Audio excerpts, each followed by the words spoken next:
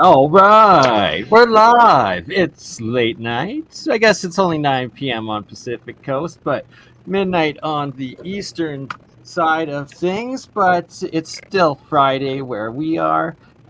Free Energy Friday. We're going to discuss a whole bunch of different science and well, we Well, got. look who it is. I've got the. Anthony.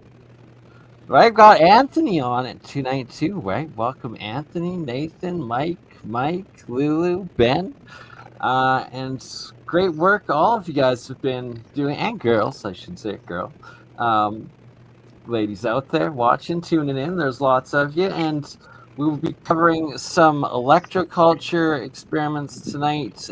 I got a little book with some ancient, or not ancient, but old, about 60 to 80-year-old science and results in here that we'll talk about. Show some pictures of my own garden and the monoatomics, the agricultural alchemy that I've been doing the experiments there, and also get into all the work that everyone else on the panel's been doing.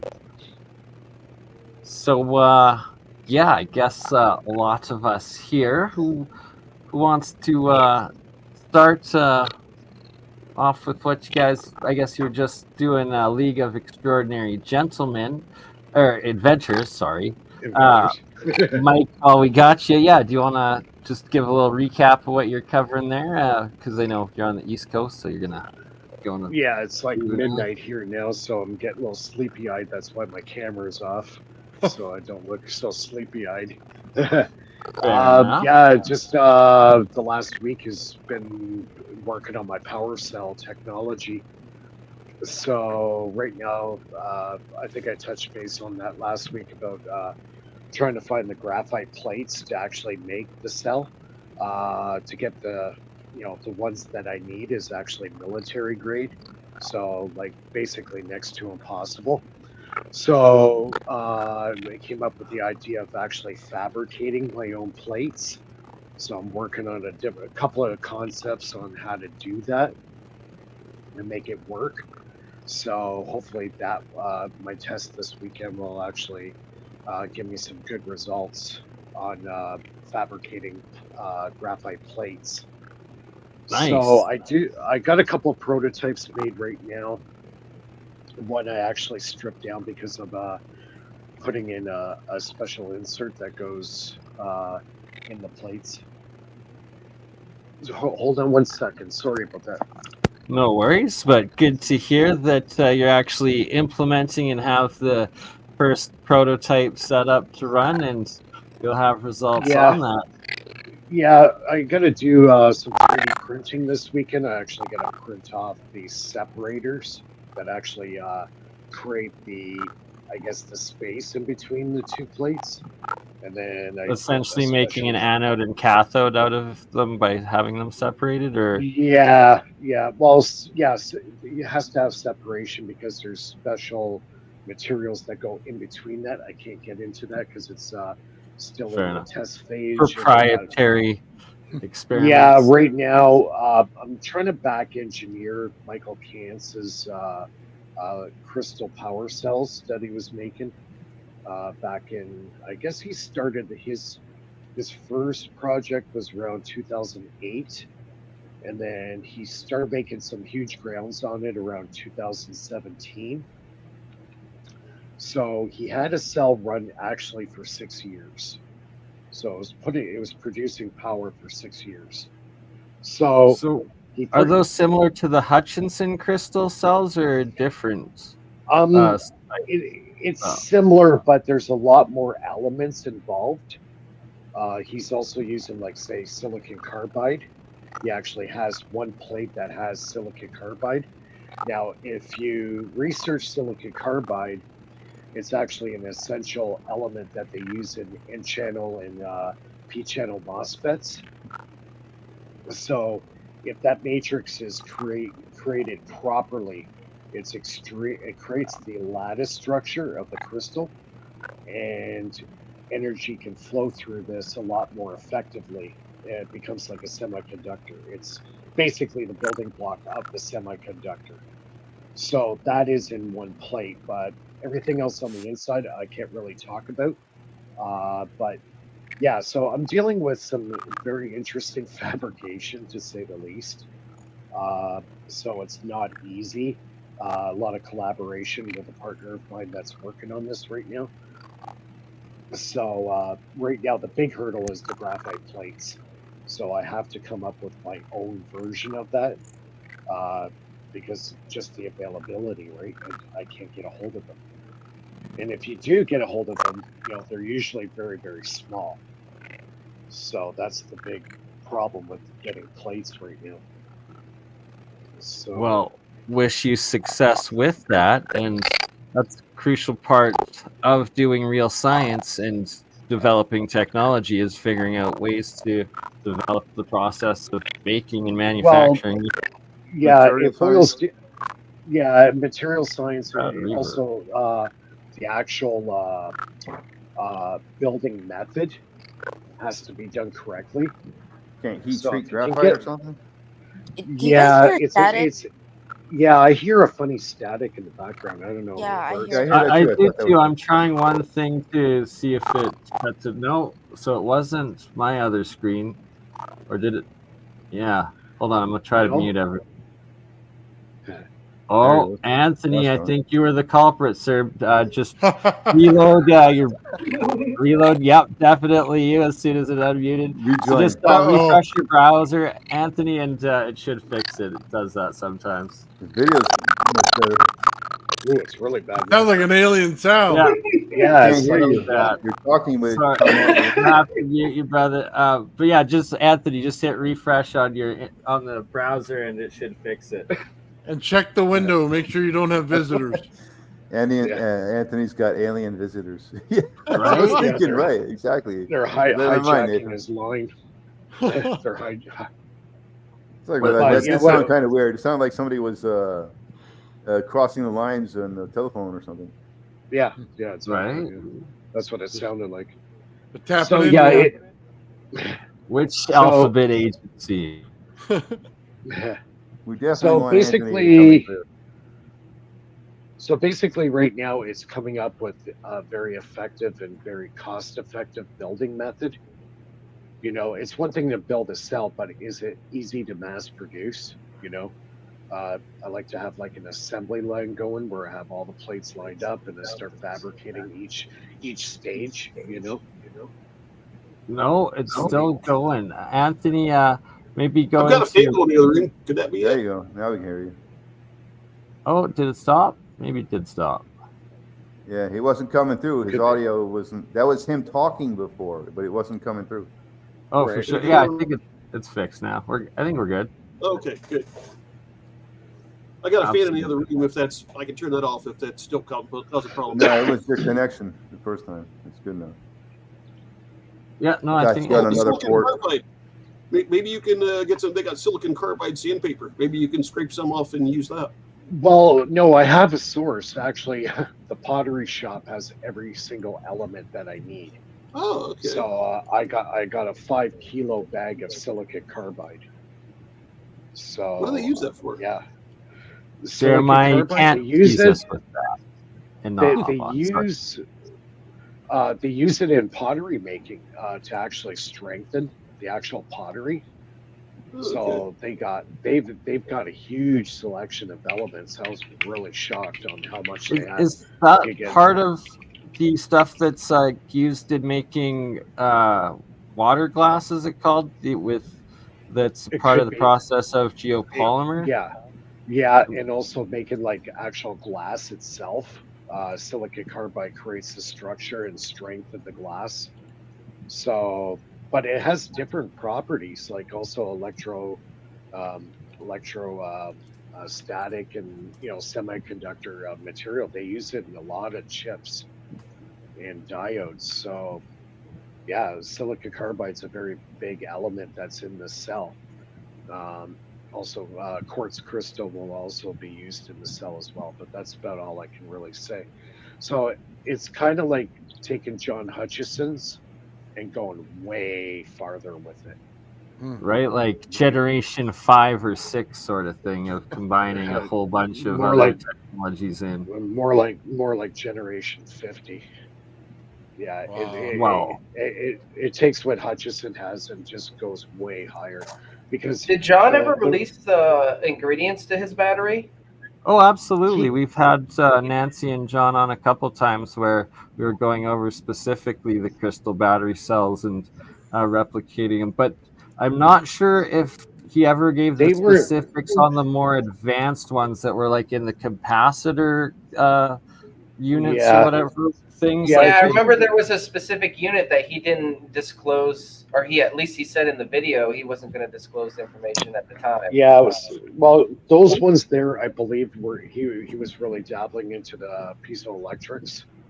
Hmm. So the piezoelectric effect inside the battery cell was actually a part of it, and that's Yeah, actually what's. So my power cells actually got that effect. So what happens is, quartz crystal, when it's activated, okay, it will expand up to 300 times in volume. It actually grows. Huh. Then What do you when mean the by pulse- activated? when you energize it, the lattice structure increases in volume. It actually expands. Like a Dude, sponge. Hutchison Really? ever released the 100-watt version?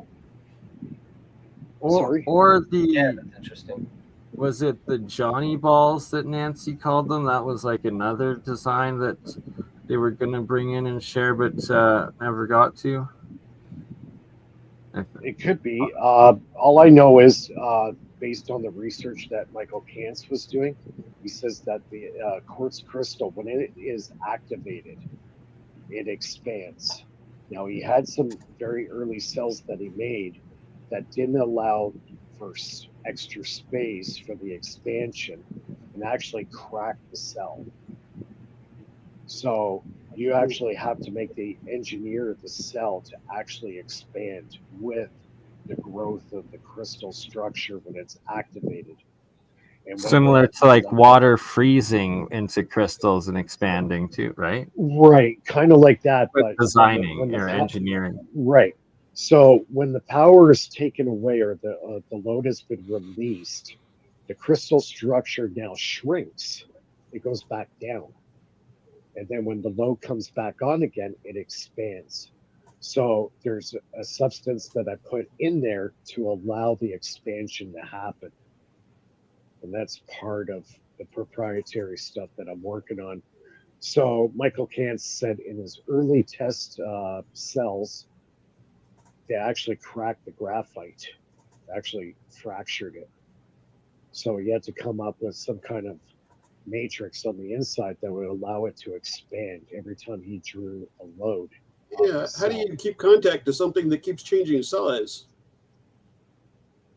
Well, that's part of the proprietary what's going on inside.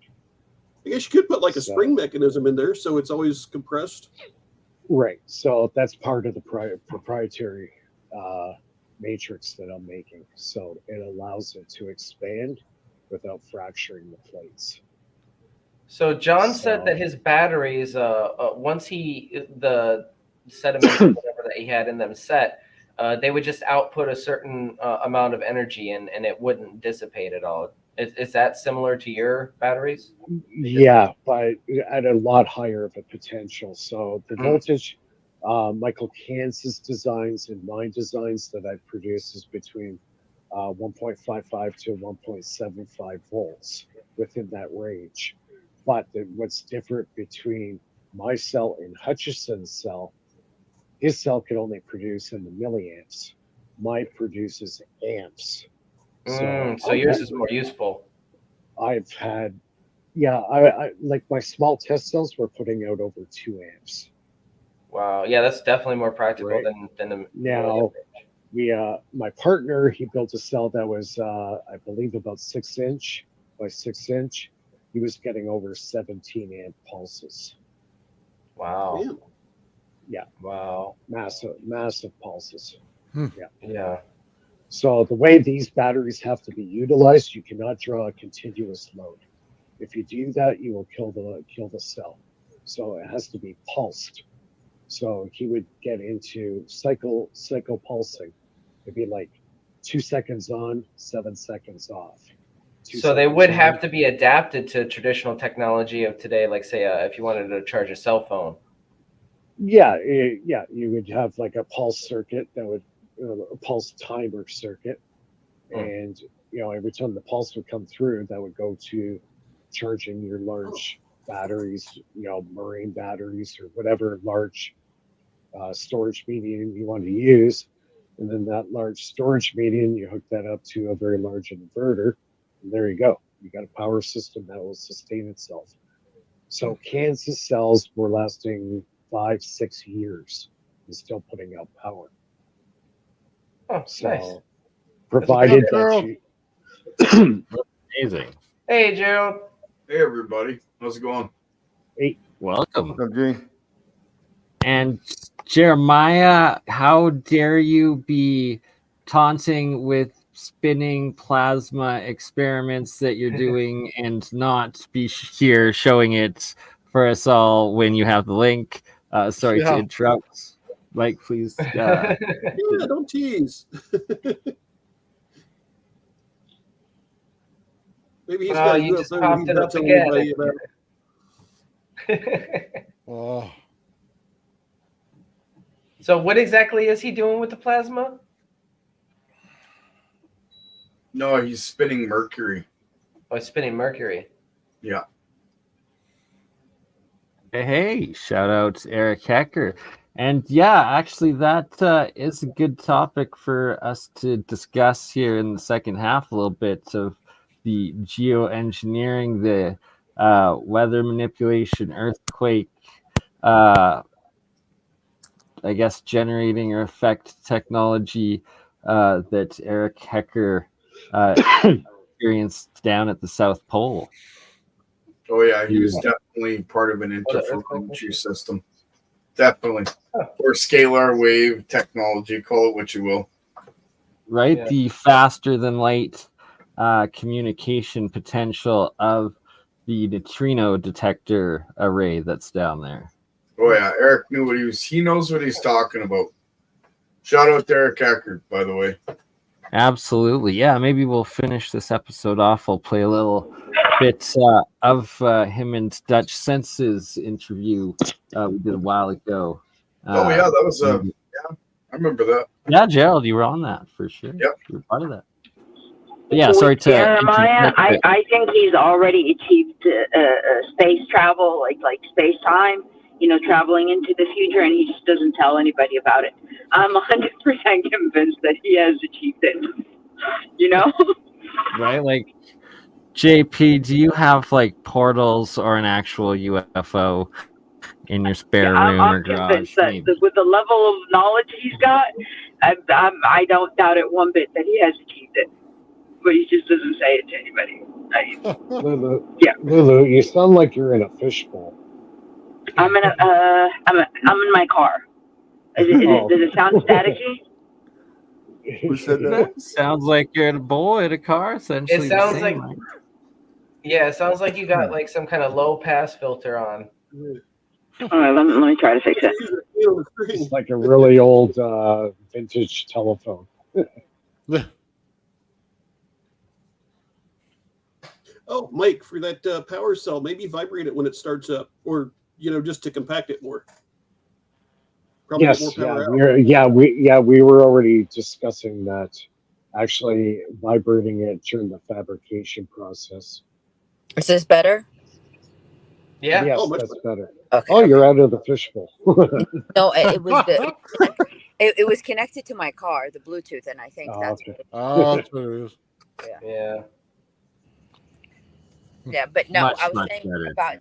about Jeremiah. And I'm 100% sure that he has achieved some form of space-time communication, or at least communication. I'm not sure about travel, but communication definitely. I don't doubt it.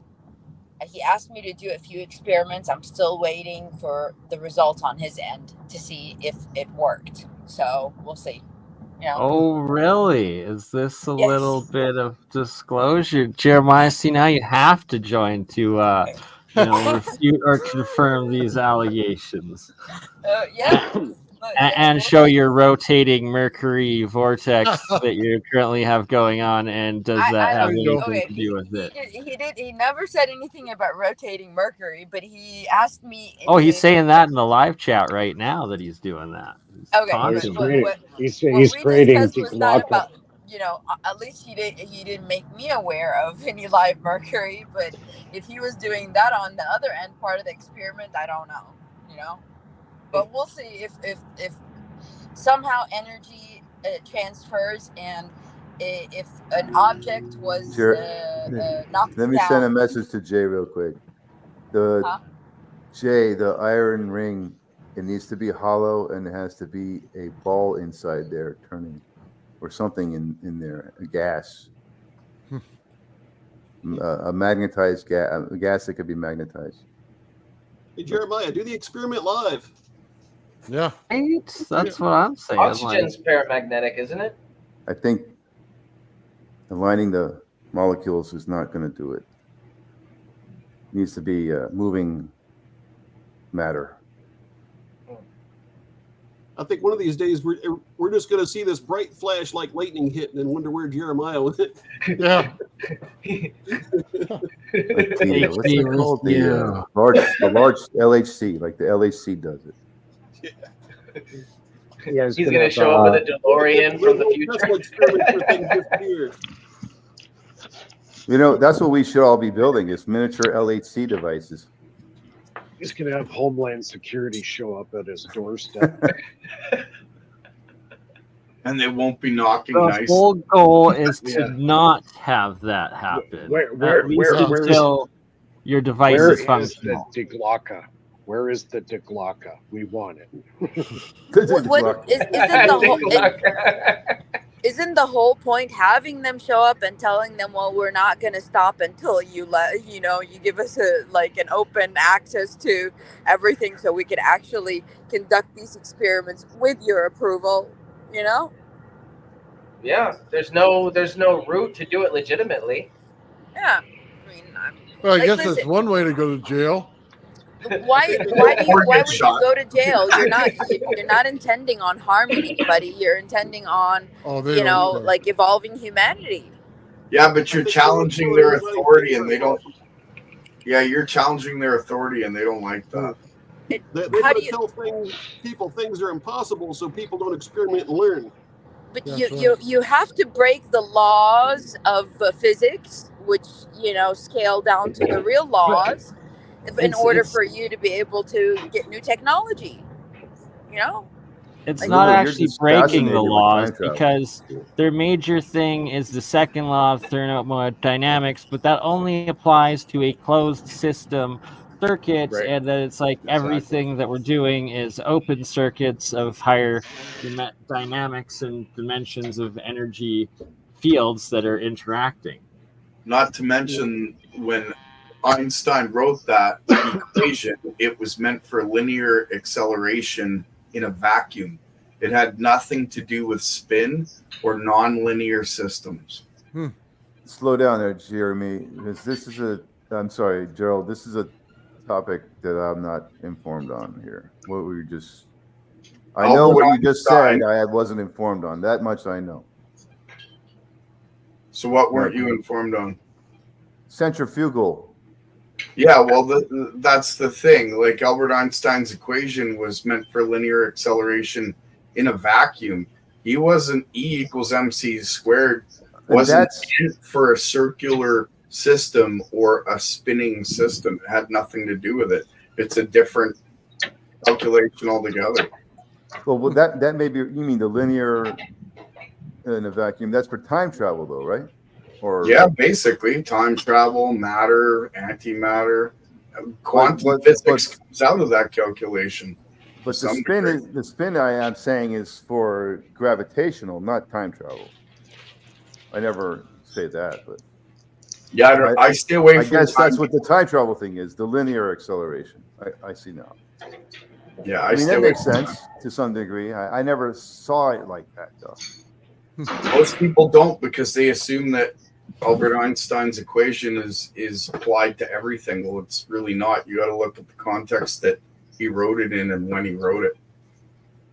Linear, what would you call it? Linear acceleration in a vacuum? Yeah, in a vacuum. It was never meant to be applied to nonlinear systems, which is basically like a wheel or spinning magnets or it's the complete inverse of a linear system. Is the 360 turn. Exactly. Geometrically speaking, it's the complete inverse. Yeah, you could say that too.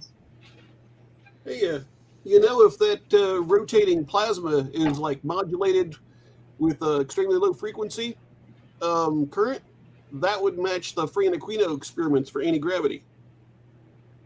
That's what he says is like way under 1 hertz for the ELF modifies gravity at that frequency. And the lower you get, the more efficient it gets. The lower frequency. He actually uses 1 microhertz in some of his experiments. Yeah, that's a really old HP frequency generator. Interesting. I wonder if I could do that one day. That'd be an awesome thing. Yeah, I should try that. Low Some amplitude? experiments he uses a ton of current. When he was at 60 hertz, he used, I can't remember what the current was, but I think it was something like 200 amps, 200 amps. But when he got down to the microhertz range, it was way more efficient. So he was only using a couple of amps or less. So it was, I mean, it was scaling big time. So, you know, you drop it by 1/10 the frequency, you get about, 10 times more output. He was using centrifugal effect, or it's what? He was using the centrifugal method, right? No, it wasn't the centrifugal. It was the fact that it's, I don't get all the principles behind that. But well, it was spinning, right? It wasn't that it was centrifugal. It's that it was plasma in a vacuum, and that in one experiment, he wasn't using plasma. Well, hold it. He used plasma for one using fluorescent tubes, but they weren't circular. They were just linear.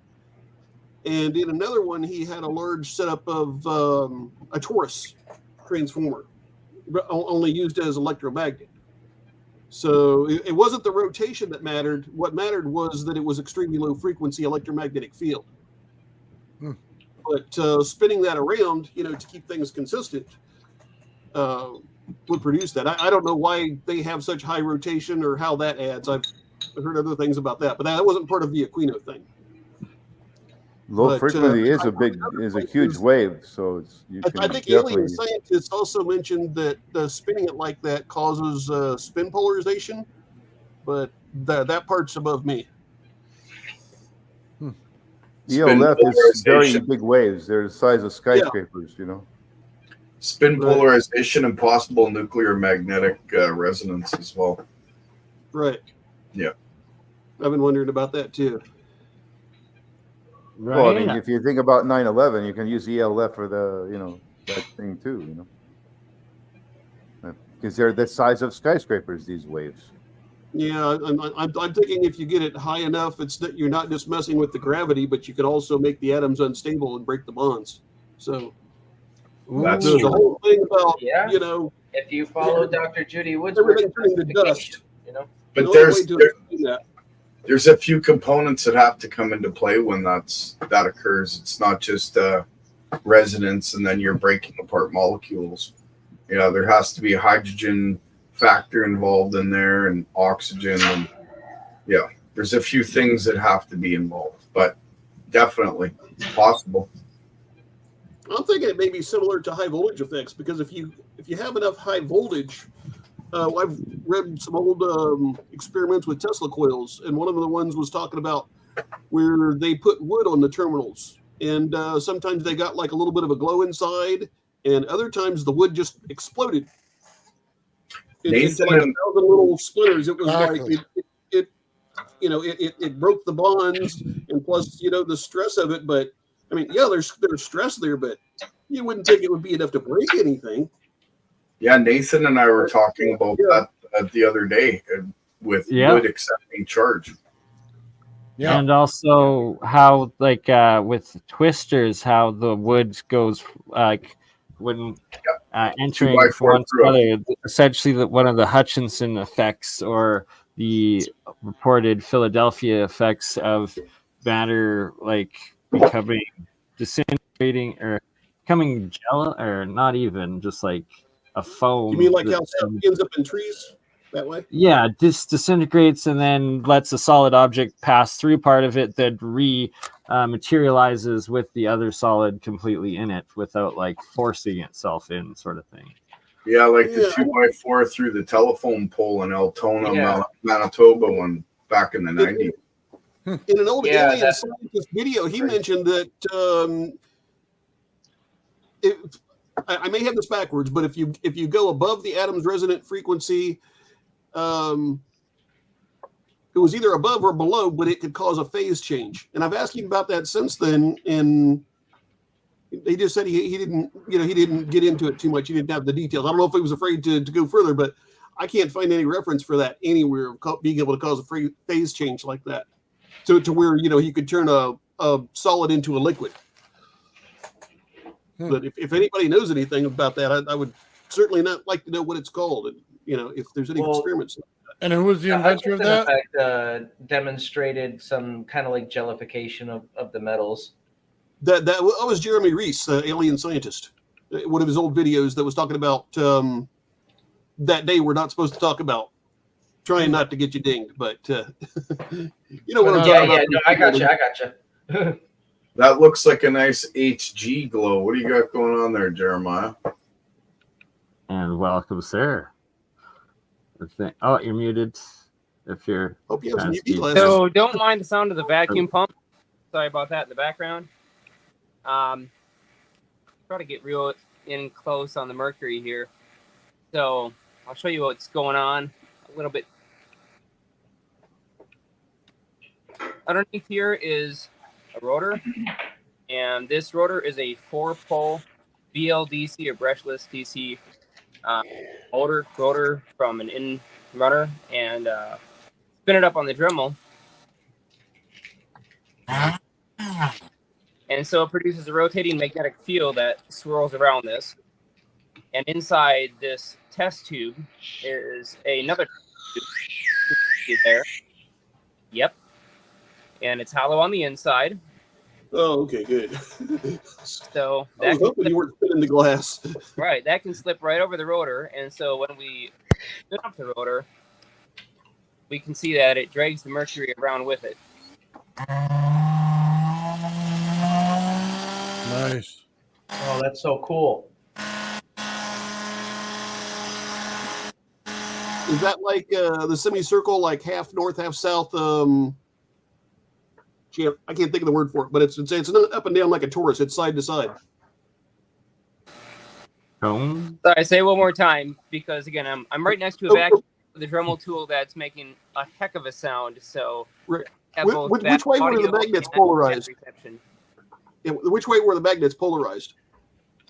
So the field lines close from the outside. They come north out to a south, south out to a north, north out to a south, and south out to a north to close it. So it's a 4-pole rotor, and those field lines come out and they close back around through the liquid loop of mercury, which is basically just a solid cylinder.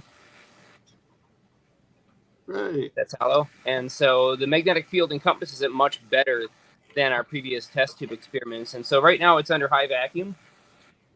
And I don't want to run this for an extraordinarily long time because technically there is a tiny amount of mercury vapor that's making its way up the vacuum nozzle and being pumped back out into the vacuum pump. And so I don't want to get that into the atmosphere that I'm breathing. And after this, I will have to open up the windows and vent the place out just for basic safety protocol, because I don't have a mercury particle density detector. Yeah, maybe do that outside, because if that breaks.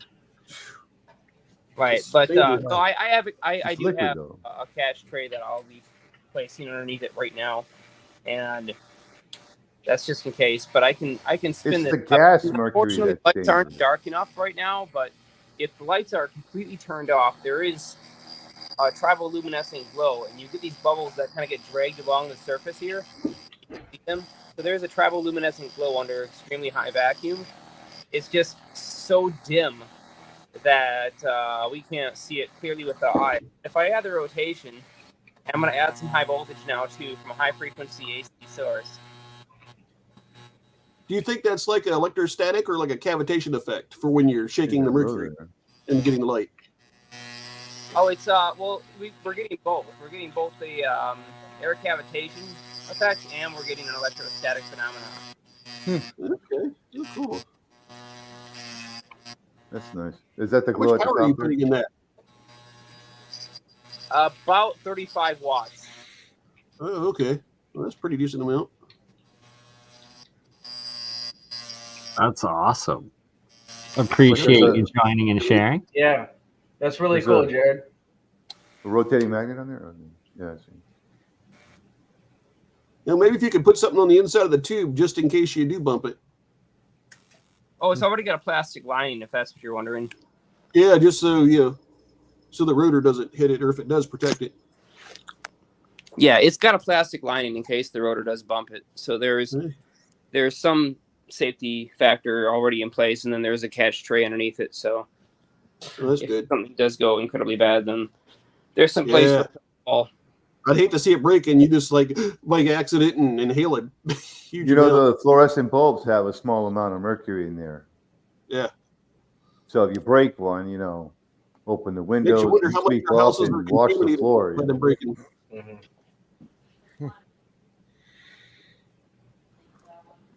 Believe it or not, there's more. You got to worry more about feelings than anything else when it comes to mercury. Yeah.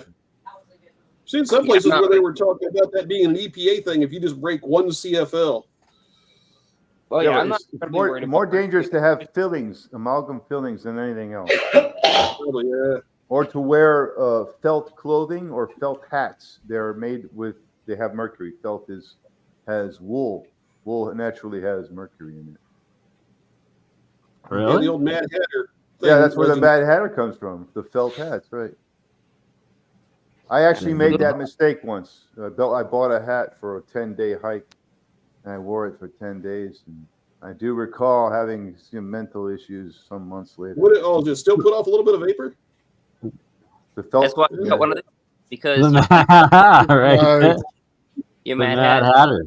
Yeah, so that explains a lot. I wouldn't wear. Oh, so that's where you extracted the mercury. So I usually plug my card into the side here. There's a really nice slot, and my LED card will light up the nice side with the good 70s. Heck yeah. That's a felt hat. A wizard matter hat. I like that. That's neat. Do you have a cane that goes with it? Well, no need for a cane when you light. carry around a wand. That works. That's right. And you gotta have a monocle too. It shoots lightning. And that it does. Wow.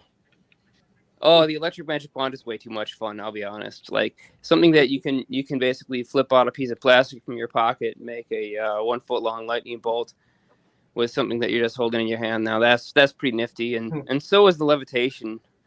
You're getting a foot out of that? You're getting a foot arc out of that thing? I mean, it's not very narrow. Well, there's a bit of a trick to make it reach that kind of outside potential. So it only has 130 kV output capability on its own, and 130,000 volts is still nothing to mess around with, because that'll give you a 5-inch spark no problem on its own. And if you get the impedance match right and it's a low humidity day, you can get more out of it. It used to actually try to arc down the sides of the wand and go back to the user handle, which was no good, because if your hand was a little too far up on it, then it would try to ground out to you.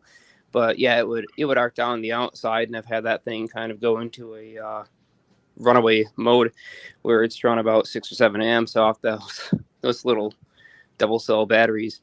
And it's wonderful because, well, if you use some polypropylene film, which is what I can roll up and throw in my pocket and carry around, you can use the polypropylene film in 2 layers to create a mobile capacitor by surface charging. No need for foil. No need for any kind of conductive surfaces. The ions in the air will do just fine as a conductive plate. And so you can create this multi-layered capacitor by charging up each plate to over 100,000 volts, and you can just throw them on top of each other, literally just tossing the plates on top of each other until they reach such a high potential that they'll create over a foot-long lightning bolt that just leaps through the air. Was that And also so how you pretty can, nifty. what was it called? Where you get an arc, but it doesn't branch out. It's just very straight. I can't think of the name of that you called it. No, this one does tend to branch out quite a bit, and the reason for why it branches out is it doesn't have an actual plate on the surface of the dielectric. There's no metal conductor to set the boundary conditions, and so free flowing ions just are deposited from the atmospheric gases and they stick to the surface. And on the negative side, free electrons are pulled up and they stick to the surface.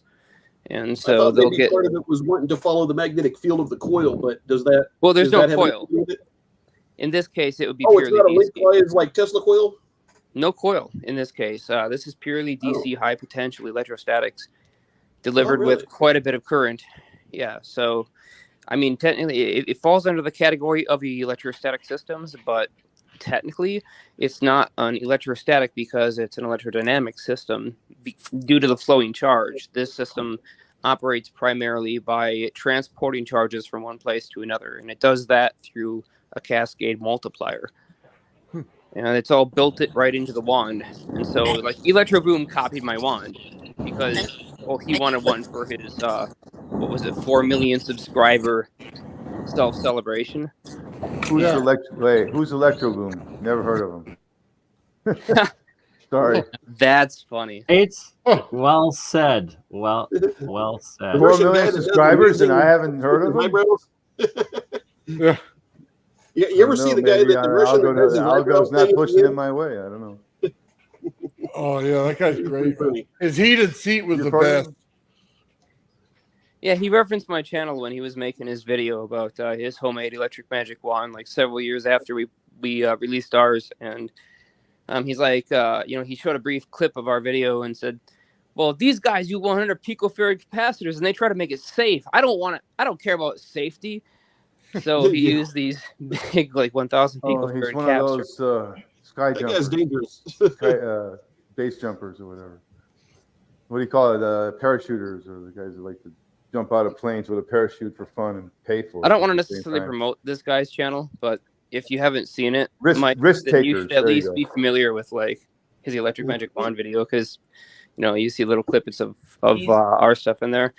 But anyways, know that this is a fantastic device to carry around. I usually travel with that and the tiny Titan Tesla coil, which is this little palm-sized Tesla coil. It stands about 3 inches tall, can produce a little over a 3-inch spark, and it can run off a battery pack. That's 3 inches tall with its battery pack. It's about 2.5 inches tall without that.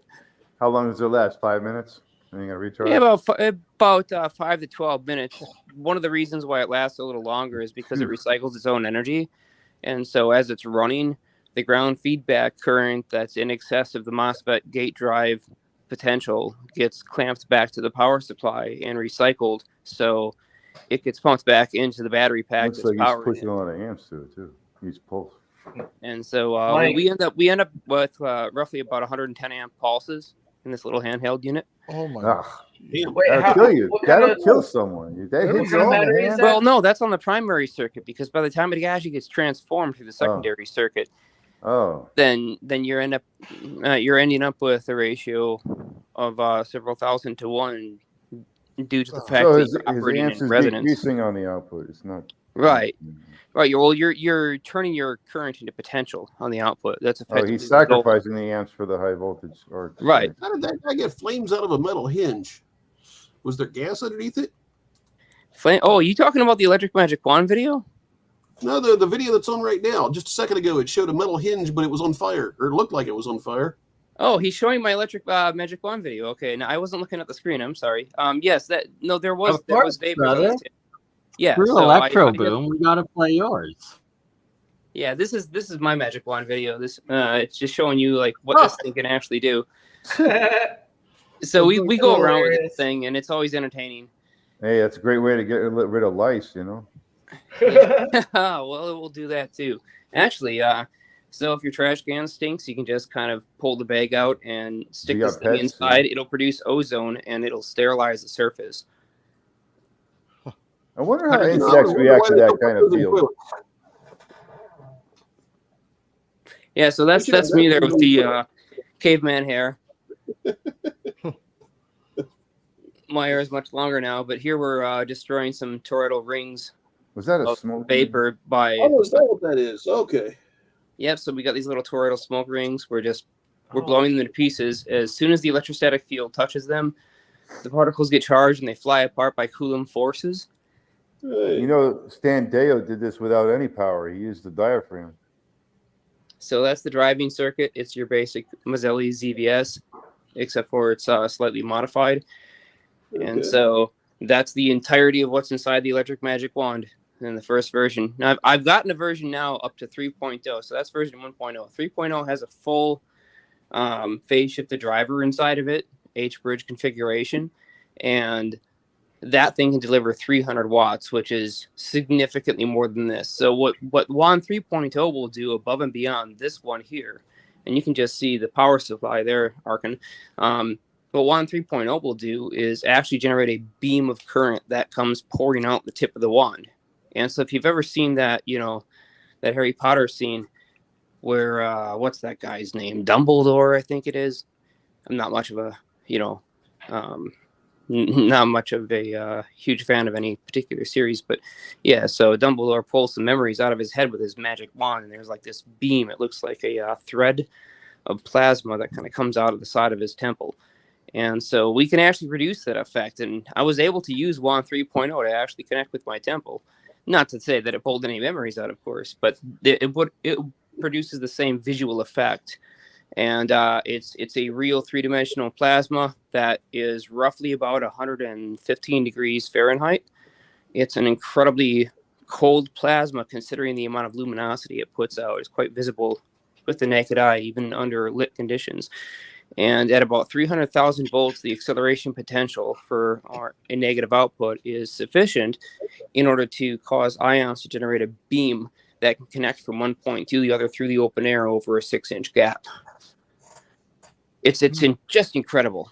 The truth is that you could create a lasso at about maybe 2 megavolts that you could grab onto an object at a distance with a plasmatic beam, and then you could use AC to modify the stress in that beam and actually pull things with it, which we've also played around with a little bit. So yeah, you can use plasma to exert physical forces on external objects, physically pull them or push them.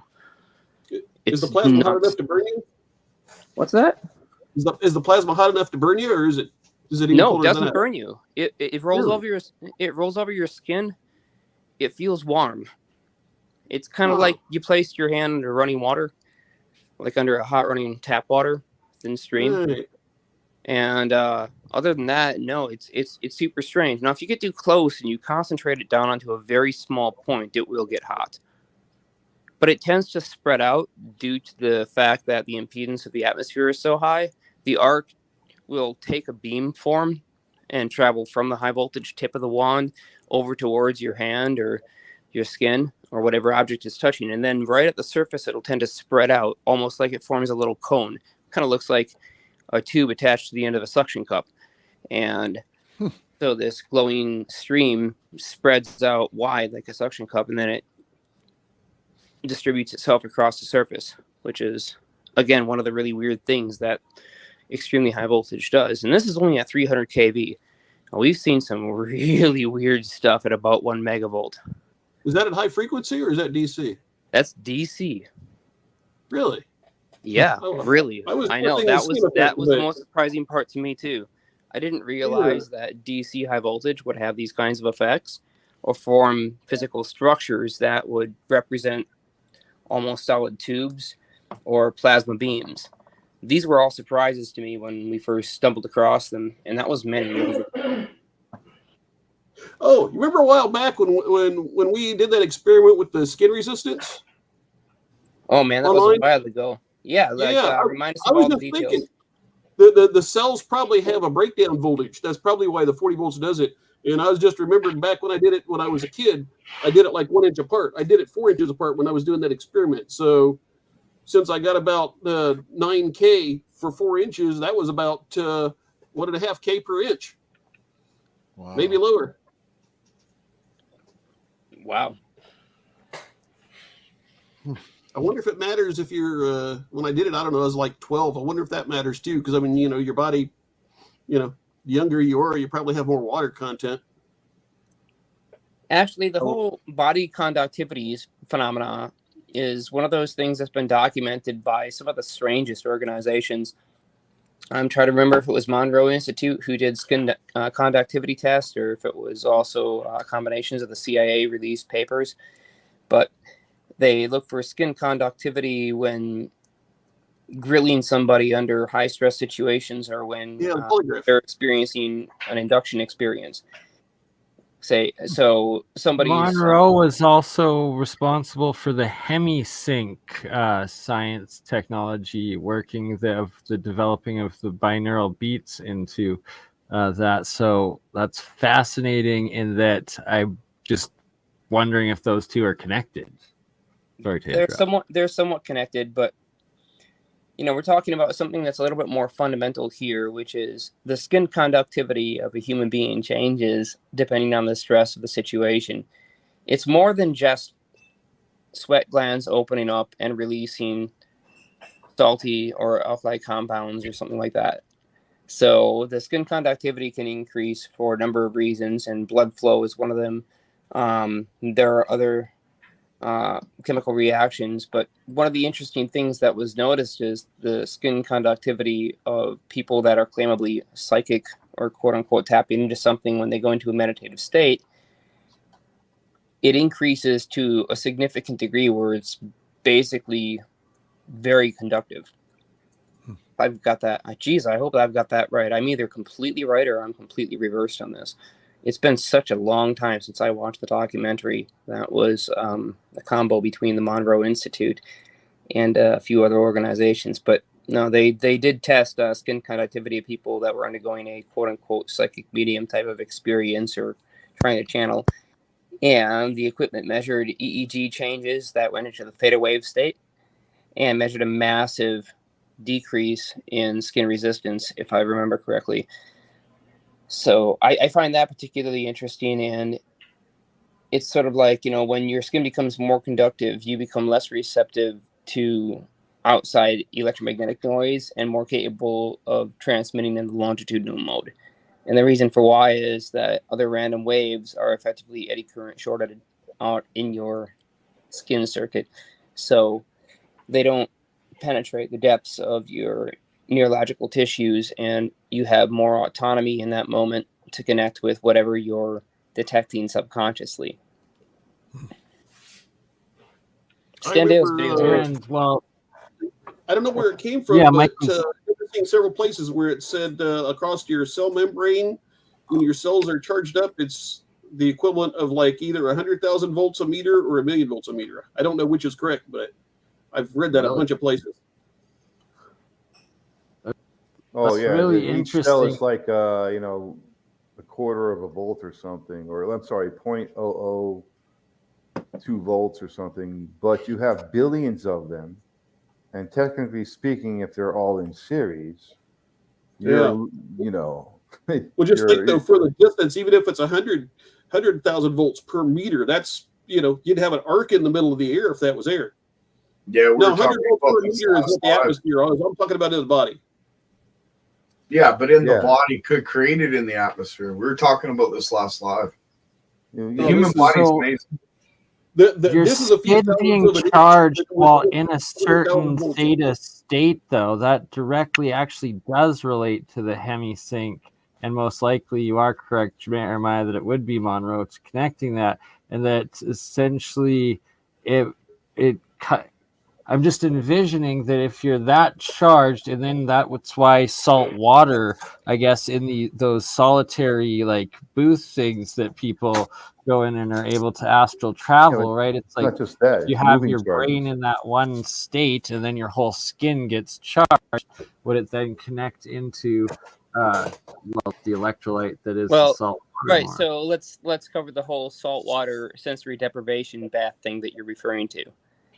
People will go into a saltwater bath, and the reason for why saltwater is used compared to just being pure water, tap water, distilled water, is because your body has mass, and they've got to balance out the salt density to the pure water density in soluble dissolved salts in order to get you basically floating neutral inside the tank. And so they tend to pick a pretty medium value, and they have different tanks with different mixtures depending on your body mass index that they can stick you in, so that you'll basically float inside. The whole idea of a sensory deprivation chamber is that once you go inside, you're not being exposed to the plethora of sensory stimulants that exist outside of yourself, like the sound of people talking or the obnoxious car horns or police sirens or any of that stuff. The Right. lights. Well, that's where this Passing by. hemisync or binaural beats directly fits into it. Is that what, if you're then listening into just that music while in that state in the tank, does it multiply the effects or the abilities even more so? What happens is the music becomes the only thing that you're actually experiencing. All other senses are effectively nulled out. Even the sense of touch is pretty much neutralized by the fact that the water temperature is virtually equivalent to the anthropic exchange rate of your body's thermodynamic output. And so you're not really feeling like the water is warm or cold. You're not really feeling any kind of thermal inputs. So the only input then becomes the sound that you're listening to. And yes, when sound is the only thing that you can hear. Is that why they do that? For example, you've heard like people go into an anechoic chamber. It's a special chamber made of staggered pieces of wedge-shaped foam that absorb all sound waves. And in an anechoic chamber, there's no other external sound. You can't hear anybody else outside or anything from the world. But the strange thing is, when you remove all those sounds and the white noise, you can hear your own heartbeat. You can hear the blood pumping through your ears. Ben got the time machine working. Body. And some people, the sound of their own heart pumping blood can be overwhelming. Huh. Hey, has anybody tried the brain tuner where it directly stimulates your brain? It's not audio, it's actually electrical signal. Haven't heard of it. No. Yeah, it's who is that? The guy that the wrote Take Back Your Power. Ben, you're gonna open a poltergeist. Or portal. You're gonna make a vortex. Hey guys, this is awesome, but I gotta bail. Gotta get up early in the morning. Fair enough, Gerald. Thanks for joining in, brother. Thanks for the discussion. Check And it out, Gerald. I'll email you, Nathan. Everybody, you guys have a great night. You guys Later, Gerald. Good, Joe. You too. Much love. I think the guy that originally did it the most was the guy that wrote The Body Electric. Bob. It's either Bob Beck or Robert Beck. I keep getting this two. They both did similar research. I think it's Bob Beck. Yeah, one's Bob Beck and the other is Robert Beck. Well, one wrote The Body Electric and the other did the Brain Tuner, and also was talking about using electrolyzing your blood. And this was in a patent. Bob Beck is the oscillator. There was a hospital that patented it too, although they made it way more complicated with implanted electrodes. But the principle's the exact same thing. But just talking about the patent here, probably to be on the safe side with YouTube for animals. But you guys get the point. But the brain tuner, though, that was supposed to be able to produce different effects, like increasing your concentration or relaxation. Who knows what else? But that's what I was trying to find out. I was been thinking about building one similar, only combining optical stimulation with the binaural at the same time, and also either using both eyes either together or 180 degrees out phase, and even let you vary the phase between it and see if you might get very different effects out of that. And then also use an external magnetic field and electric field with electrodes applied, as an add-on to the effect. But I do one at a time and then combine them because, one of those things, and who knows where exactly you're, it's one thing to do the whole area with a magnetic field versus a very specific spot with an electrode. But I'm thinking that would probably be a great way to help bring back memories, maybe in people that like have Alzheimer's and stuff. But I was hoping to find somebody that might have had some actually experimented with one of these tools. Yeah, like the pulsed EMF. So we're pulsing with the Schumann resonance right now, 7.83. Very nice. Is that one of those star coils? PoE vortex coil. Peace on Earth coil, PoE coil for short. It's based off rodent geometries designed by the Nunezes. There we go. Ben's I'd like to see one of those magnetic Ben's in lab discovery mode. And the glass supposedly will amplify the aether energy. Wait, that's what that sounds to me. That's the theory. And I've noticed that the neodymium sphere reacts a lot stronger in the glass compared to the plastic. Can you say that again? It reacts stronger in the glass than what? It seems to react stronger in the glass than the plastic. And it's not just the friction, like it'll start wobbling stronger outside of the vortex rather than plastic. We have to get nearer the vortex for it to start wobbling. Would a ceramic bearing make any difference? You know what? I'm not sure. Welcome, Terry. I'm sorry, I talked the same time you did. What'd you say? Well, I was just wondering if a ceramic bearing would be any different. Like of effect. Probably wouldn't spin, but so I just lifted it up a little bit, and just that repositioning of the neodymium sphere was enough to give the energy or the system an energy boost. I guess I positioned it just too right, and the gain was too high, and it just shut down the system. So, but yeah, as you can see, like if you position it a certain way, you can get a lot of energy out. And I can light this circuit up in a minute. That's spinning and vibrating, right? It's not just vibrating? I believe so. It feels like it's vibrating. Like it feels like when you pick it up, it feels like it's wobbling. No, it's spinning. Kind of hard to tell on the camera, but it can vibrate at other frequencies because if you're going too fast, it won't get up to. It won't be able to get up to speed, and spin. You got to start off with a slow frequency to get it spinning. But when you pick it up, it is wobbling. Like let me turn it back on. Ben, start it at a slow frequency and gradually increase. You can't do that. No, yeah. Is this a video or are you doing this right now? Oh, this is live, Ben. This is Ben doing. Oh, okay. Going live. You need a PWM on it.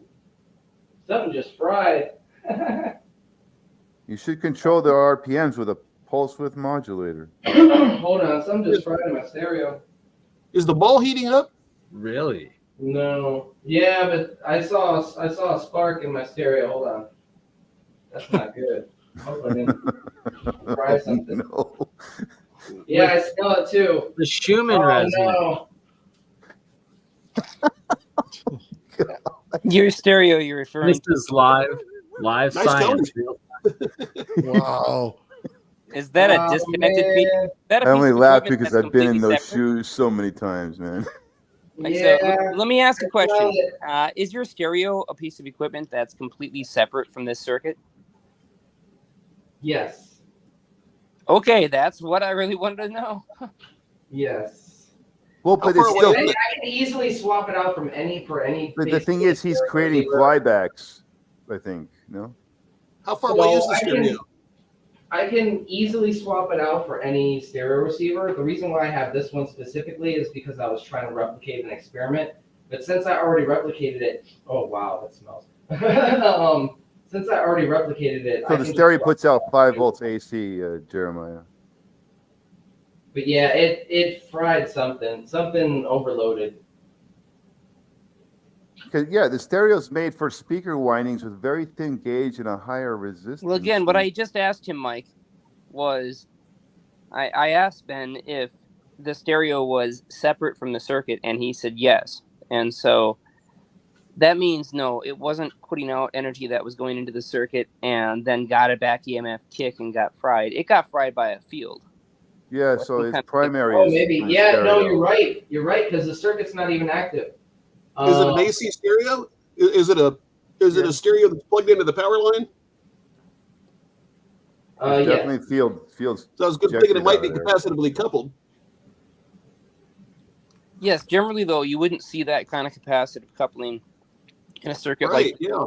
you wouldn't see that degree of power transfer. To get that level of power transfer and actually fry internal components, right, yeah, the electromotive force that's being radiated from the transmission source has to be so strong that it would be classically impossible. Maybe hold on. That stereo receiver's got to be hooked to that circuit where you're getting the power from. There's some weird things at times. Like I said, though, classically impossible does not mean that it's actually impossible. That just means that the mainstream academic community believes, due to the mathematics being incorrect, that you can't do it.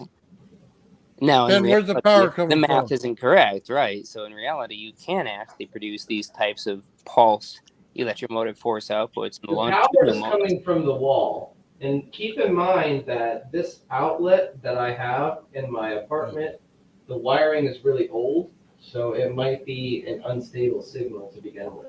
No, I mean, where's the power to your circuit to drive that coil? Where's it coming from?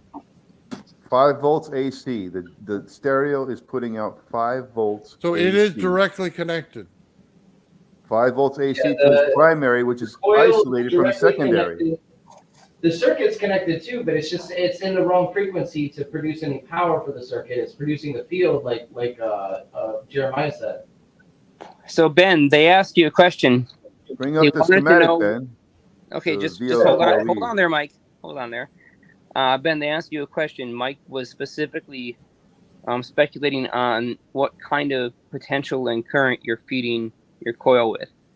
And so why don't you clarify what your power supply parameters are for us real quick and how you're actually driving that coil. So the coil is being driven by the stereo amp receiver, which is plugged into the wall. So the stereo amp receiver is plugged in directly to the coil. So you got the coil plugged into the back of the stereo, which usually you would plug in a speaker set. So it's using speaker wire. So it's a direct connection. Yes. Okay. So 5 volts AC. He was asking about the back EMF going back into your receiver because of the direct connection. Hold on, it's 5 volts AC, but it's a sound. Well, let me ask. Okay, so he could have, his plug in the wall stereo receiver could have up to 92 volts output, depending on what model it is. What are you running? What's your stereo receiver that you're using as your coil driver? So this is an Insignia. Let me get you the model number. Hold on. There you go. Off the top of my head. Yep, because that's going to tell us what we need to know. R2001. So I believe it has a maximum output of like 60 volts, if I'm not mistaken. Oh, that's more than 50 watt amplifier there. That's like 150 okay, so here we go. Insignia R2001, 200 watt, 2-channel stereo receiver. It's got 3.7 out of 5 stars on Amazon. AM/FM tuner with 30 station presets. Includes 3 stereo audio, phono, and RF inputs, and outputs 2 stereo audio channels. Okay, so let's see. What is the mode of operation of this device? I'm wondering if this is a Class A, Class AB, or Class D amplifier. I'm going to just take a guess and say it's probably a Class D. But let's see. They don't actually seem to specify. The difference is Class D generates square wave outputs and depends on the impedance of a speaker coil to. It's a square wave output. Right, nullify the square wave into a step sine wave or a modified sine wave, as it's also called in the inverter circuitry. But it could also be a Class A, which uses linear amplifiers. Don't know. Ben, you got a fuse on that thing? I thought Ben told me it was a square wave coming out of there. Well, I'm using a laptop to pump the signal into the stereo amp receiver with a square wave. Yeah. Oh. So it's gonna approximate a square wave, and it's gonna have an audio output analog filter that probably cuts it off at roughly about 150 kilohertz. And so you can imagine that upwards of high frequencies, the edges of your square wave are going to be pretty well smoothed off. But that still doesn't stop it from getting huge back EMF impulses that it was not designed to handle. That's exactly because the square wave is a straight drop. It was getting all the back EMF and it couldn't handle it. Right, you're not it puts out AC, but you're playing a square wave through it, so it's turning the AC to a square wave. Yeah. I mean, it generates AC or whatever signal you put into it. Kind of the other way around. He's pumping a square wave input into it. Yeah, he's playing the square wave sound into it. Yeah, he's pumping, and the square wave is getting converted into something that's closer to a sine wave. Maybe. So it's a square wave of the Schumann resonance that you were pumping, correct? It's got a filter on it. Then once you get that little handheld oscilloscope, put it on the output of that, signal you're generating to see what it actually looks like. If it really is a nice square wave or not. Oh, I have a feeling Jeremiah's right. It's probably because that's what these things are usually designed to do. At least some of them is filter the audio signal. So that makes a lot of sense, and that would make sense why I might not be getting as much power output. But again, like when you're dealing with over unity systems, the extra power that's coming out of the output is going back into the system. So I have a feeling something like that was causing this to shut down, and then it just finally, I don't know if it was the capacitor that blew or it didn't pop, it burned, like maybe a resistor burned. Did you have the knob turned up all the way? It was turned up, so it's programmed to go up to 62 on the gain, but it was only up to 35. And I noticed that, like, it'll cut out in the system like a lot earlier than it's supposed to. Well, maybe you had a loose connection to one of the coils and you got a back EMF pulse. Yeah, there's a number there because this is an old stereo. This is a used one off of eBay. So, if I get a newer one, it should be a little bit more. Hold on, you're rotating a magnet. How are you going to get a cheap one and have it put out 200 watts? Hold on, Mike. As soon as you rotate that magnet, you're creating a field in the coil. If you're pushing a field into the coil, that means you're automatically going to get back EMF because of the rotating magnet, because you're inducing a magnetic field in the coil. Right. So if I turn it up too much, it's just going to be too much for it. Yeah, that's probably what happened. It's just an old system and it just blew finally. If there's any kind of pulse in the system, there's going to be. Well, there's kind of a difference, right? You've got BEMF, back electromotive force, right? And then you've got IEMF, which is induced electromotive force. So the magnet is going to be an IEMF, and that's going to be separate from your BEMF. So with these, EMF is in the coil. It's not right. That's going to come back in, and it's coming from space-time itself. Space-time is correcting the gauge factor, and in doing so, it has to pump all the signal that was put out to that coil back to the same point where it was generated. So it gets pumped right back into that same place. Actually, it's part of this principle that when you push this force, when you produce a magnetic field that didn't exist previously. So this is different than just turning or rotating a permanent magnet, but you produce a field from a coil, say, of copper wire that didn't exist previously, and when you pass current through that coil, now this magnetic field exists. Now space-time has to correct for that, so there's a wave that's generated and it travels out from the Bearden said something like that. He said that When you create a dipole, the rest of space-time has to move out of the way. Right, so it's got to compensate to carry this field. Is this essentially like how Tesla was like did something that was like shaking his whole apartment building and then like the block and stuff with building up and keep pulsing his device or his coil? I think Tesla that used was an something called the displacement oscillator. Displacement means that it moved some physical mass or some physical charge from one place to the other cyclically. And so in his case, it was a mass and it was connected to the framework of the building. He tuned that mass and the oscillation timing to specifically match the resonant frequency of the structure. And Okay. he got it tuned in just right. Well, the whole damn thing started to build up. So that's completely different and was done Let me add to intentionally. that resonant frequency of the structure thing. That correlates to the dimension of the structure and the dimension of the wave of the frequency. All right, they have physical lengths. And So if the building what we're was talking 30 about feet there tall, the frequency needed to be 30 feet tall. Right, so what Mike's Yeah, the angles and the talking about volume.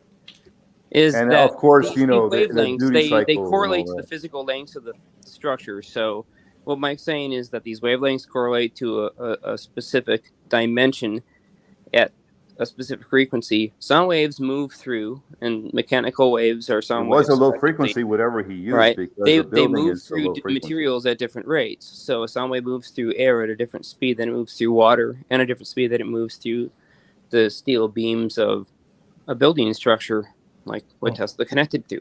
And these wavelengths, when you match them, they build up a standing wave between one side or several nodes, either one single standing wave or a multitude of standing waves within the wavelength of the physical structure.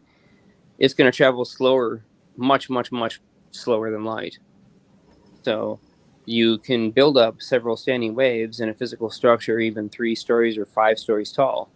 I've already tested this with sound waves and was able to shake an old 160-year-old building and get it resonating pretty hard. Wow. You really did that? Well, that sucks, guys. I'm sorry. There's I nobody broke in my the building. system. Abandoned building. So if you got that force strong enough, is that would it then be what breaks down the actual molecular matter itself to then do these like transmutations and like I guess breaking into the I guess the sensation was when we were running the experiment, it was sort of this overwhelming feeling of dread, like we are doing something very wrong here.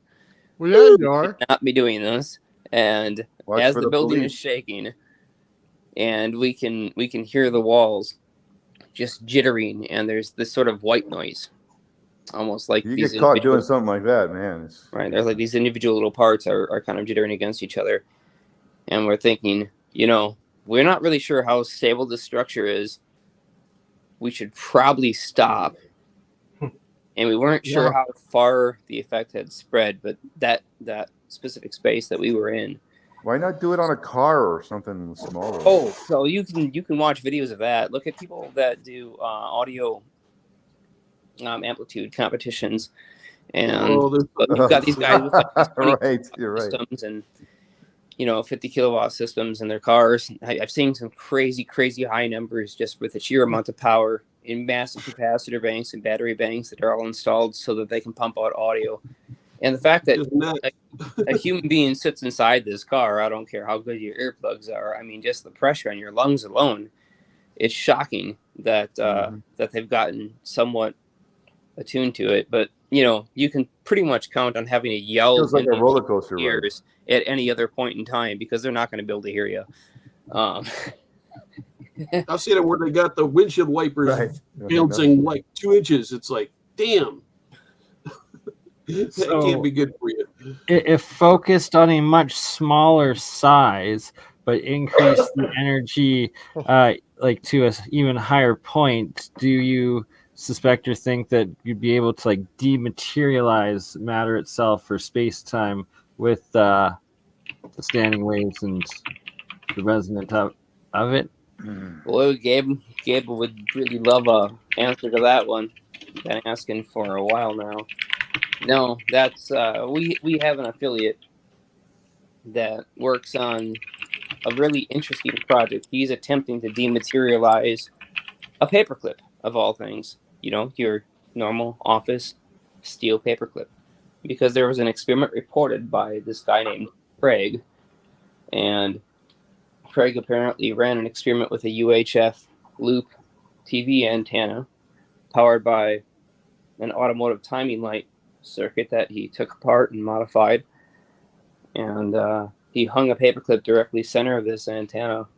And I guess he had it turned correctly in orientation with Earth's geomagnetic field. And he ran some high frequency output from the timing light circuit, and reportedly, so the paperclip started to glow bluish aura and then phased out of visible range, meaning that it appeared to completely vanish. The paperclip glowed? The paperclip glowed and then vanished. Really? Then he says he reversed the polarity to the input terminals and brought the damn thing back. Operation Paperclip. Wait, did you mean the paperclip like glowed with like a corona, or the paperclip the metal itself? Operation He described the Paperclip. entire thing as being surrounded by a blue glow. Like a corona discharge. Sounds like a corona discharge to me. Yeah. Well, guys, this was an amazing stream, but I gotta get going. Sorry about you're not blue, Ben. We love you, and thank you for the live demo. And if anyone's got extra equipment out there, get a hold of Beneficing's TV and send Ben a new amp. Oh yeah. If anybody's got an extra stereo amp receiver, I just need any old one. I'll probably go to the pawn shop if I can't find one. But yeah, it was fun. I'm sorry I broke my system. I get sad when I break my toys, but that's what happens sometimes. I'll get it up again. But thanks, guys. Have a good night, Ben. Night, Yeah, man, everybody. take it easy. And don't forget, you can always replace your amp chip. Yeah. All right, I appreciate it. Just check the fuse on it. Maybe. Only costs you a couple of bucks. Yeah. Oh yeah, open it. I was thinking about opening it up and just taking a look Dude, at you what's have fried. to. And, yeah. If it's not No the matter fuse. what, no matter what, whether you get a new one or not, you have to open it up. And the reason for why is if you don't know what you blew out, you have no way to protect from it next time. No, that's a good point. That's a good point. Well, we'll do that live on stream this weekend then. We'll do a live stream this weekend where we open it up and see what's going on then. Yeah, Better you open it now because see you it can well, smell it's where it good burned information. and find the area easily. Oh, I know exactly where it burned, dude, because I seen the flash. Nice. Okay. Yeah, but You know, you're maybe all in a gonna have car to trade. too, right It about must have 12 sent volts. shockwaves down So you your can sleep. I don't know, man, but yeah, Grab we'll yourself a little investigate. length of network cable because you might need it to replace the trace that just burned out. Right. Okay. All right, guys. Well, I appreciate it. We'll take care of it this weekend. Appreciate you, brother. All right. Have a That good night, guys. flyback is something. Hey, for people like Mike experimenting with the magnetic coils in the fields, and if you got an old TV and you just feed it to, just a plain white, just a blank signal or like the video mode, that's great for viewing the magnetic fields. It's way better than those films. So, plus maybe you can put a test pattern on it to make like a grid so you can see the motion better. I was going to use an old like TRS-80 color computer to make the video signal. Hey, if it works. Yes, that's Eric probably what I should Hector. have done. Is I should have grabbed my little magnetic viewing film and wrapped it around that test tube so you guys could That have would have seen. been great. Yeah, it would have been far easier than trying to explain verbally with my fingertip exactly where the fields were located. I could have just simply showed you with the magnetic viewing film. So yeah, Anthony, once again, a simple idea that completely glanced over my head because I tend to overcomplicate things. We got a question from Eric Hecker asking if anyone on the panel is familiar with the work of David L. Anderson and the Anderson Institute, formerly from Long Island, New York. Is that the one doing the time experiments? I I've heard of don't them. know. I'm That's Yeah, they got like a fascinating. dozen different ways. I've heard of them. You know, we would gladly discuss this with Eric if he wanted to jump on the show, but I guess that's up to him.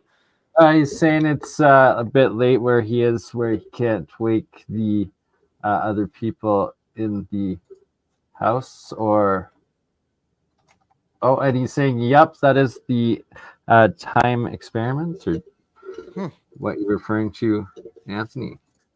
Anthony knows. But yeah, we gotta get Eric back on and go over all of this stuff, as he's literally got the leading edge of what they're doing, and there's something to the neutrino detector. And have any of you also aware of the recent publication claiming that neutrinos actually make up the majority of like energy in the vacuum, quote unquote, vacuum or space or universe or whatever the heck? I've heard of that, but it No. doesn't make a lot of sense. It's like very weird. Oh, that Anderson Institute, they claim to have like a tabletop model where you can like put a plant there and watch it grow.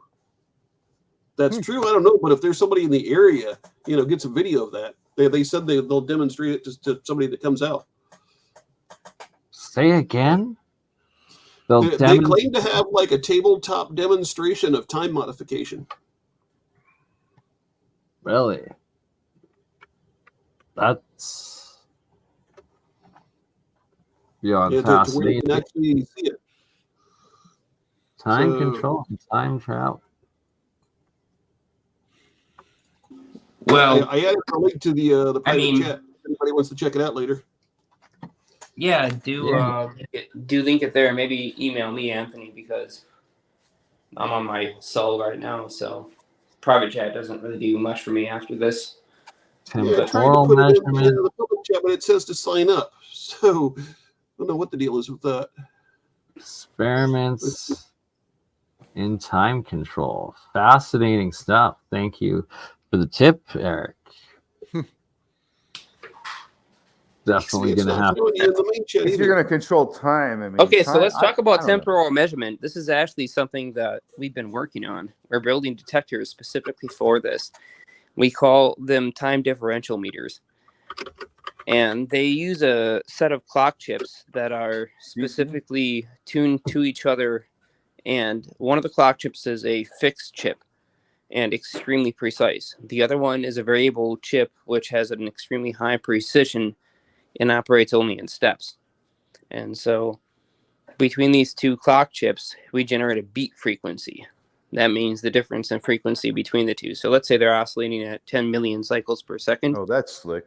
I like that. I get that concept, Well, by the way. if one of them is 10 million and 1 cycles per second, then you have a 1 hertz output. So it's a very easily detectable signal. And as you approach a device that is potentially generating a distortion in the rate flow of time, one of the two clock chips, the one that's closer to the device, will either speed up or slow down. And as a result, you'll hear an audible beat frequency with your ears produced by the output amplifier. And it's a pretty simple device, right? Very basic, direct approach. But the fact that you could hear time flowing differently is a rather handy gadget to have in the lab, especially when you're doing weird experiments like the kind that we're playing around with. I was thinking about that in the experiment you had. Maybe add an optical output too. That way, there's absolutely no electrical connection, and you can.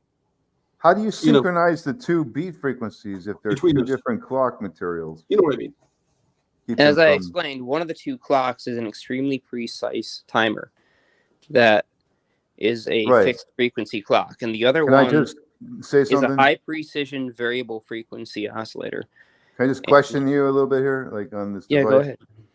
So one is precise, and the other one is tuned to be off timing of that precise timing to give you this particular beat combination, which is what I'm getting at, right? And then when the time shift happens, that particular beat will drastically change and become very apparently audible. You know, That's correct. right? Okay, so you guys remember that moment in Ghostbusters? He's walking around. Egon's walking around with the ghost detector, and it's got its two little flip out. Is that what that is? LED legs, right? So it's this this anomaly kind of detector, and it's got LEDs blinking back and forth, and it's making sounds like almost like combination between some RC motor sounds being transmitted over an AM radio. Kind of sounds like that. It's not a sweep generator. It's a little right. different. So it's just detecting these paranormal anomalies in the movie. But anyways, the whole way he finds it is you point it in the direction of wherever this anomaly is located, and then it will light up brighter, and the LEDs will flash faster, and it'll make more noise, and you'll hear a higher frequency. And so that is exactly how this thing works. As you point it towards the anomaly, the frequency goes up because you're pointed directly towards the vector distortion of the gradient of the time field anomaly. And sounds like the anomaly is speeding up time, though. Well, you can do it both ways. You can speed it up or slow it down. That's the great part. It just depends on which direction you have it facing in accordance with the device that you're using to produce the distortion. And so in electrostatic charge acceleration systems, you have a very clear directional vector gradient. And you have it tuned to speed up, or do you have it tuned to slow down? It's tuned to speed up. That's correct. It speeds up on one side and it slows down on the other. So that overall should give you, if it's an even separation between speeding up and slowing down, you should have no change at all. That's correct. If I place the laser beam directly in the center of the device, I get no change at all. But if I place the laser beam very, very close to the collector plate where the electrons are reaching the highest velocity, I get 25 fringes of displacement on my laser interferometer at 455 nanometers. Mm-hmm. So that's how you get between speeding up and slowing down that you're putting in. Because I thought all the high voltage charging it up would speed it up, so I'm adding more energy to it.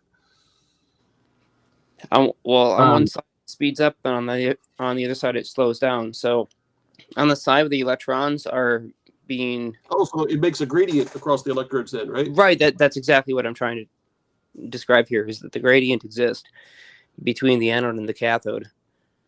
Oh, and so the cathode is emitting electrons from an extremely hair-thin wire. Well, actually, hair-thin would be a dramatic exaggeration of how thick this wire is, because it is much thinner than a human hair. And that's the trick to get ions at extremely low potentials. I can ionize the atmosphere at as little as 500 volts if I ramp the frequency up to a few megahertz. So no problem there. Have you tried turning the wire? This is it's pure tungsten, 0.005, if I remember correctly, millimeters wide. Oh yeah, it's some tiny stuff. Doesn't tungsten pass more current as you heat it up?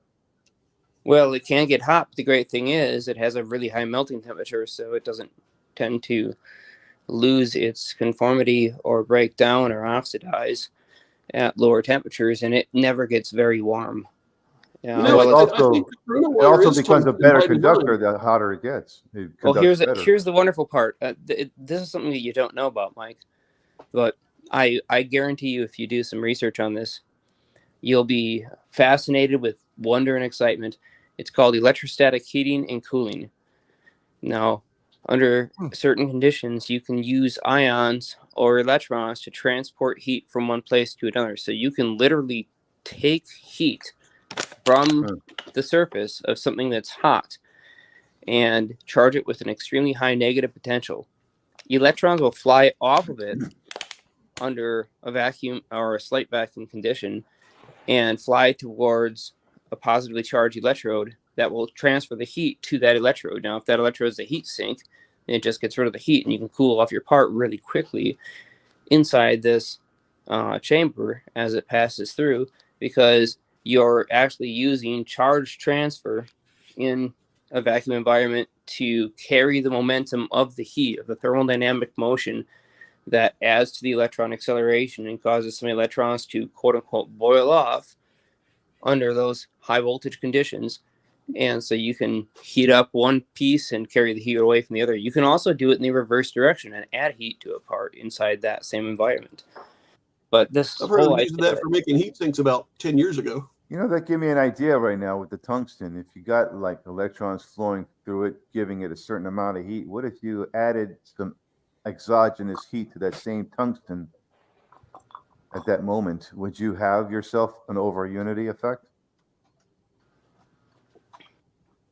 I wouldn't imagine it would be quite that simple. I mean, you have to have some system that's going to modify the refractive index and allow you to, quote unquote, pump charges or create a differential that wouldn't normally exist with a classic. But you already have the flow established from, you know, whatever current you're sending through the tungsten to give it the initial amount of heat, which is below its threshold.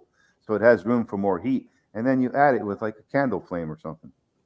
You add the extra heat to that tungsten. You have it exposed so you can heat it up with a candle flame while you're feeding it the 12 volt signal or whatever, you know, supply you're giving it. Would that, you know, add power to the system? Like, you know. Well, now, if you're going to bring that up, Mike, we have to talk about Thomas Townsend Brown's like something better than a Peltier or whatever, you know. Okay, so are you familiar with T.T. Brown's flame jet generator?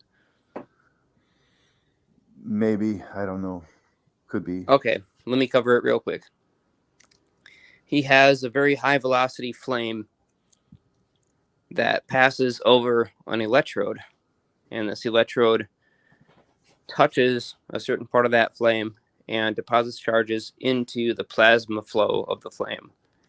Now, flame is, in fact, a plasma, regardless of whether or not it's charged with any kind of external input potential, because it's extremely hot, meaning that the electrons are on the outer valence shells flowing on it of the atoms free and unbound. They're being exchanged and flying back and forth. And so you've got lots of ions and lots of electrons taking place. Now, this plasma gives rise to a particularly useful state. If you apply a high voltage potential of a certain polarity, you'll end up generating an amplification of that polarity, because the ions of opposite charge will try to come in to neutralize and create a counter electromotive force, forcing the other charges out, giving them extra momentum as charges are neutralized. And this is kind of ironic because it's a kinematic force, but you'll get a huge amplification. For example, if I've talked about this experiment before live on these streams, but I took a small turbo torch. I set it on a table in the middle of the room and connected to it a negative 80 kV voltage source. I ramped that voltage source up to about 40 kV with the flame on, and with the flame that was active and producing about a 1-inch long flame from a butane turbo torch. The entire room was electrified within a matter of seconds. But within a fraction of a second, I could already feel it on my shirt and on my hair.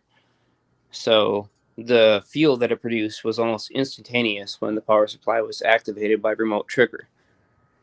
And with the flame off, I tested the same thing. And no flame equals a field that roughly is about 2 feet in either direction from where the turbo torch head is sitting. That's the exact same setup. Nothing changed. The only difference is the valve is closed. So no flame. And so 2 foot in either direction, a total of like a 4.1 foot field surrounding this in sort of a toroidal format, this turbo torch. Otherwise, if it's on, I get a field that fulfills all the space in the room. And the only way to create that kind of voltage amplification in terms of volts per meter for the amount of charge that was transferred and transmitted to the external field probes that I had hooked up was if I had achieved well over 1 megavolt of output from an 80 kV DC source only running at 40 kV. I think the flame helps build a resonance like easily, or And the you know DC. any kind of Sounds gas like an burn. electrostatic EHD experiment instead of It very much MHD. was. It absolutely was. I mean, it's basically following the principles of Thomas Thomson Brown's flame jet generator. And if the power is coming from the flame would just go out. You know, it's not. Right. It's Oh, the well, flame you is not see giving it. the power. It's just. And by the turning way, into yeah, it. just as a visual reference, I've got some videos buried deep somewhere in my database of the flame jet generator test, the initial ones. But yeah, we have seen the flame extend itself almost 1.5 times the original length as ions fly out, and you can see the tip of it flaring out into an arcuate format, and it kind of has the same geometry of a fern plant. It's Into got a what format? The flame turns into an electrostatic plasma that has a fern type curvature. Oh, fern. Oh. Yes. Hey. He tries to you know mimic. He tries to rotate with eddy currents. The flame does because it's electromagnetic. The flame itself has electromagnetic properties. Right. You know, there's been some firefighting experiments with electricity too, which I guess is another version of EHD. Yeah, put out the fire with it. They were only using like 600 watts, and it wouldn't say exactly how big, or at least I couldn't find it. But well, then we can talk about once again the electrostatic cooling phenomena, where you can steal heat from something. So, in the first circumstance, I told you that you could pump electrons towards the surface and carry the heat from a hot surface towards a cold surface that was positively charged and exchange their temperature. But now if we charge one point positive and we produce a huge amount of positive ions, which is really, really easy to do in atmospheric gases at room temperature, it's about 50 times easier to do at a high temperature, especially in a fire. And so I've tested this phenomena, and I was able to steal the heat from a flame and stick it on the tip of the wand. But that wasn't with the wand that I showed in that Bernie showed in the video earlier. That's with the positive output wand. And are we talking like a little bit of heat or like a pretty good amount? No, I mean lightning creates a fire, it'll steal but the opposite direction. From the fire, and it'll actually put it into the metal tip. It'll take the heat away, and it does this in atmosphere. That's wild. Yeah. How far away? You say? Well, with the flame, you can extend the length, but realistically, the other wand, it's supposed to be capable of right around 130 to 140 kV, but I highly doubt it'll ever reach over maybe 90 kV. But anyways, that's 90 kV positive output, and that's enough to steal the heat away from a flame. Huh.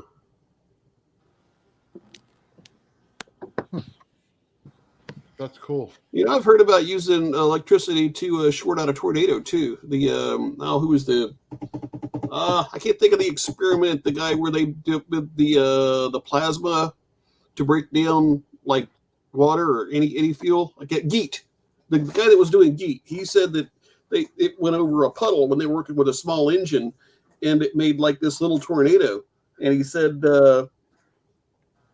they like put a piece of metal in it, and it had like a big arc down there, and like instantly the vortex stopped.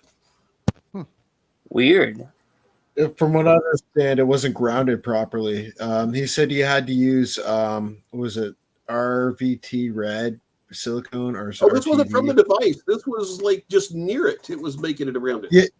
Yeah, it was. It's in his book. Actually, I have his book, and oh, really? You can buy it. Oh, and yeah, he explains that. I was hoping I was getting that right, but yeah, if you actually look through Google, you'll actually find the one where he actually tells you exactly the right spacing to separate water. Yes, he only explains that. Have that glass, he said. Really? please post this in the private chat for later so I can Yeah, get access. yeah. That's amazing. Right? Yeah, please. Dude, Taryn, what's up, buddy? Hey man, how you been? It's Sorry, been a I've been in the while. I know. background just chirping. I've gotten emails from you. I've been so busy, I haven't had a chance to respond. I've gotten a bunch of emails from so many people. It's been wild. You know, experiments are running, playing around with stuff that's probably way too dangerous and irresponsible to play with, but we're doing it anyways. And you know, that's what we've been up to. I'm loving it. You got Like I said, if you see a flash one day and Jeremiah's gone. Yeah, because like I found this geomagnetic torquing stuff, but I can't show it here. But it's very interesting.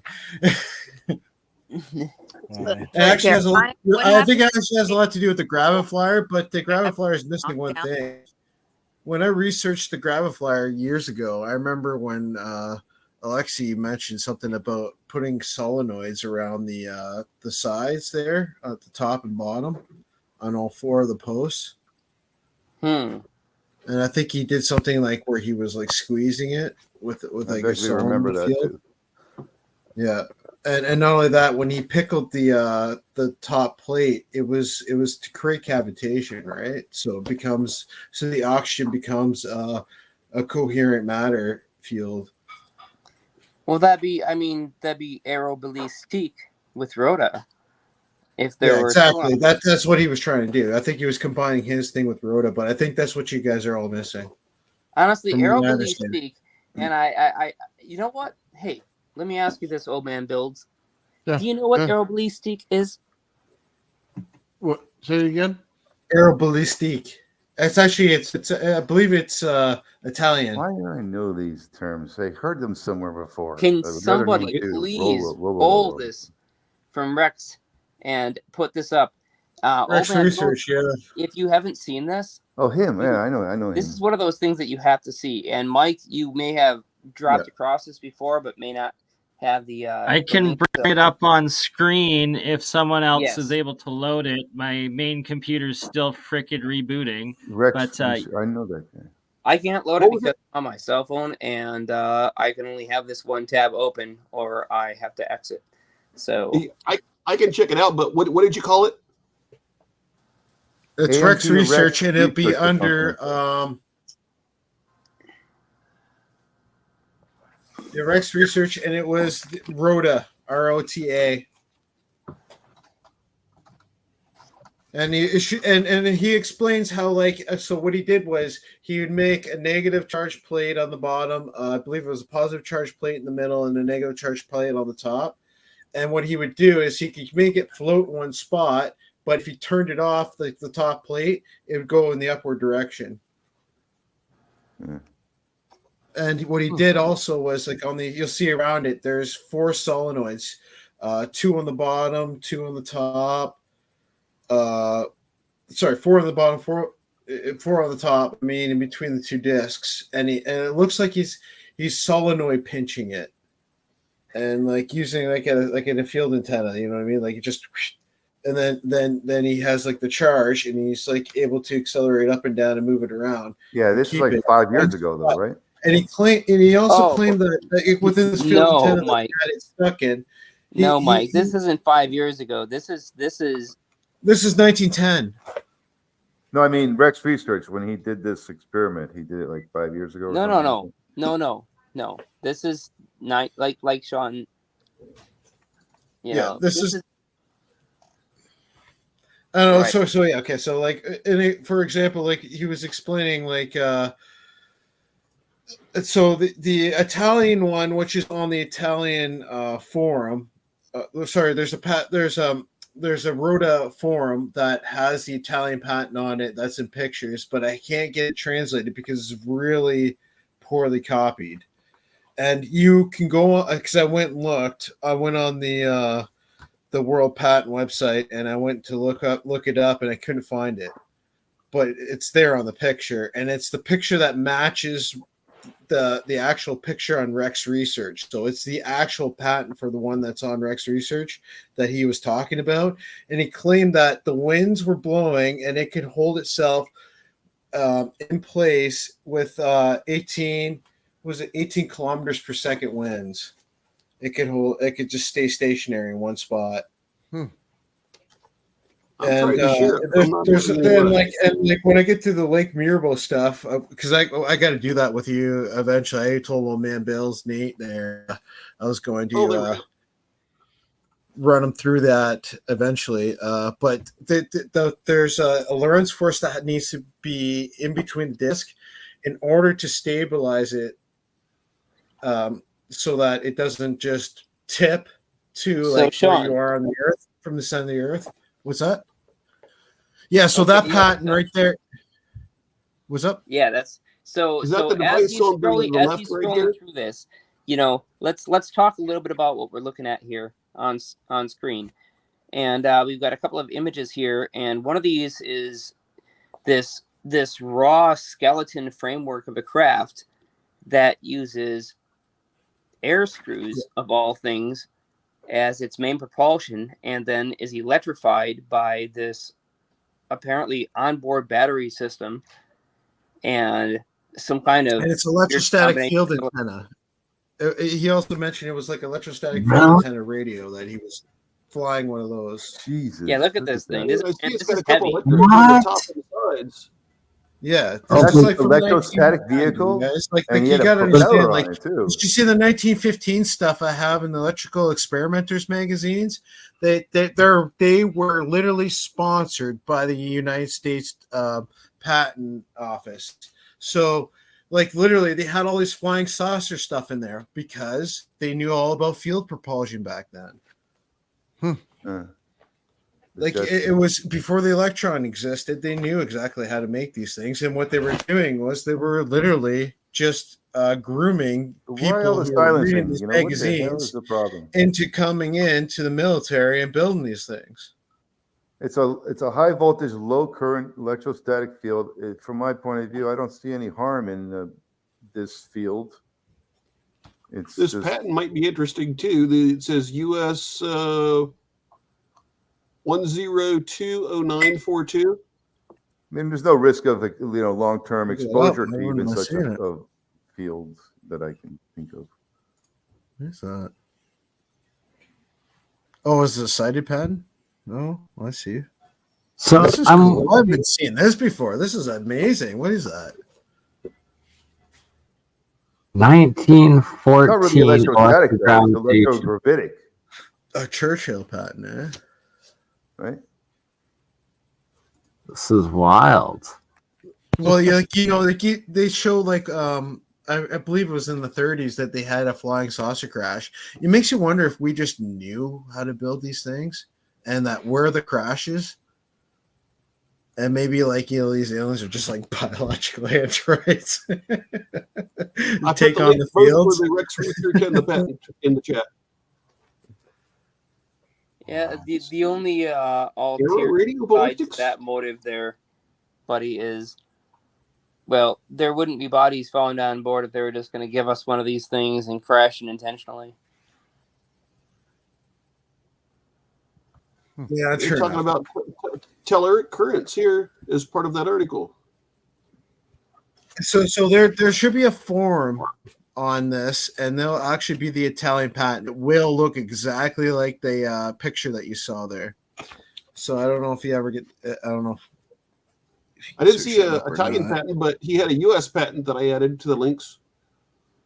Yeah, the U.S. patent's there. Yeah, but I believe it's missing stuff because if you look at the other patent, it has no moving parts except for I believe the screw was just it. I was expecting that patent to show more detail of that. There it is.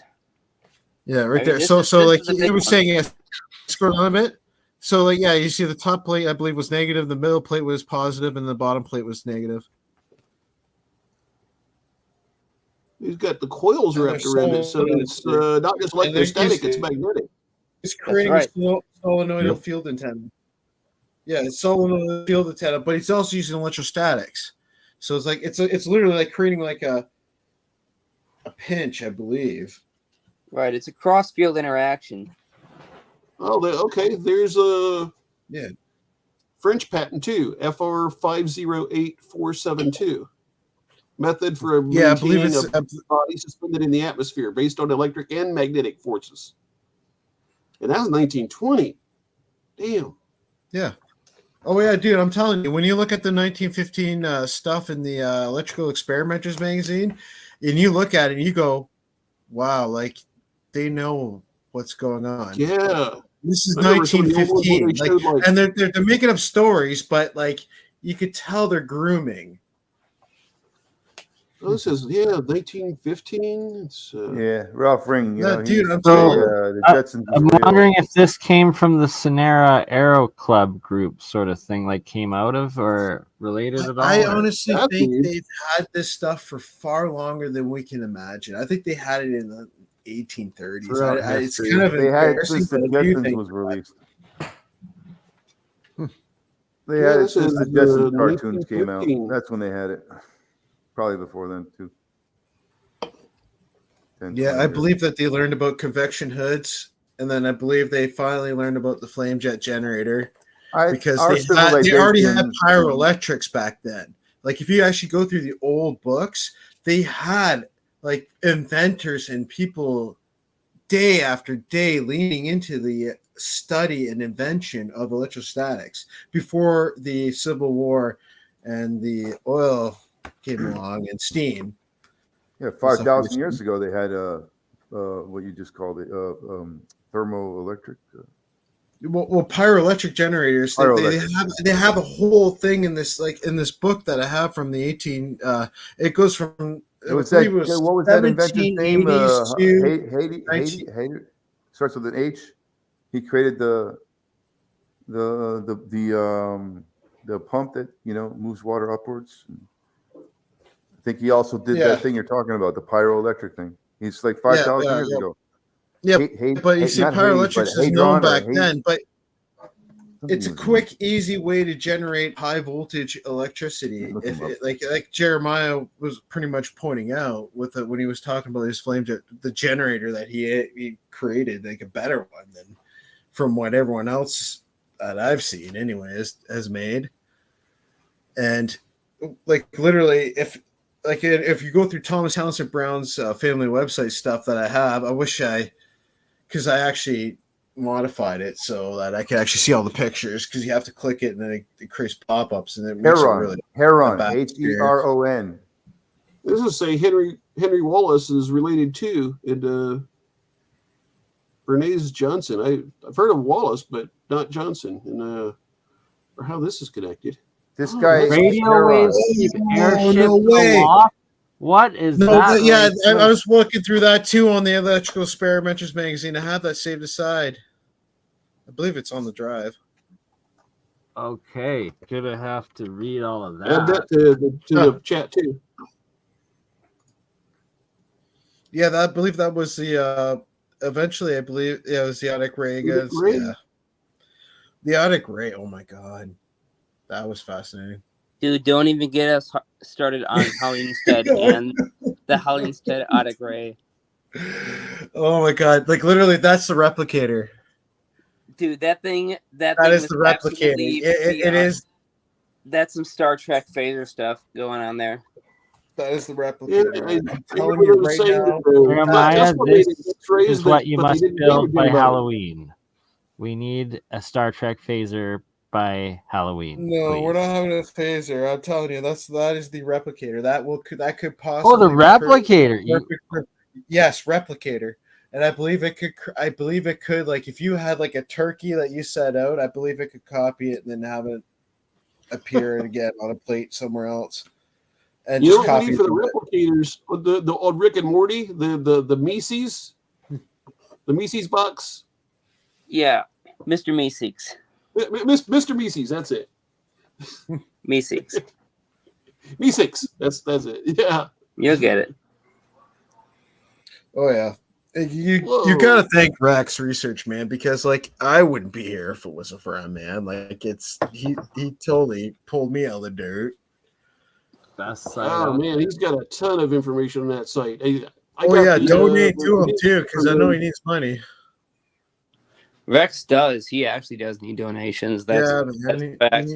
Like he's been maintaining this massive website with hundreds and hundreds of links to this critical information that he's taken and painstakingly converted into some kind of readable format.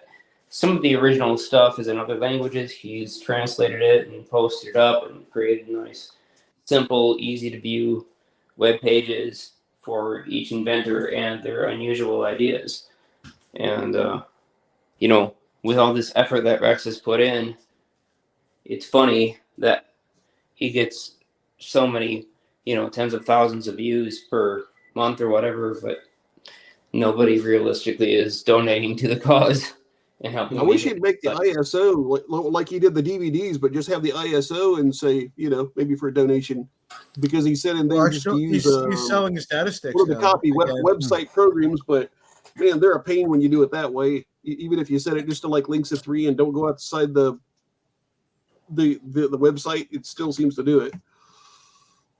And plus, it ends up you get the DVD. It's about 3.5, 4 gigs, but for some reason, when you use the program, you can end up with like 12 gigs easy after a couple hours.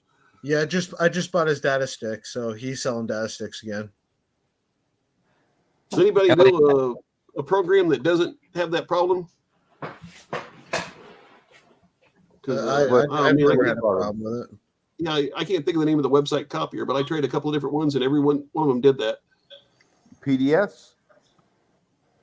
I'm gonna have to buy. No, the website copiers. Oh yeah, I'll tell you which one. Hold on. Let me see here. Yeah, Taryn, wasn't there a time Rex was just offering a whole download for the entire site?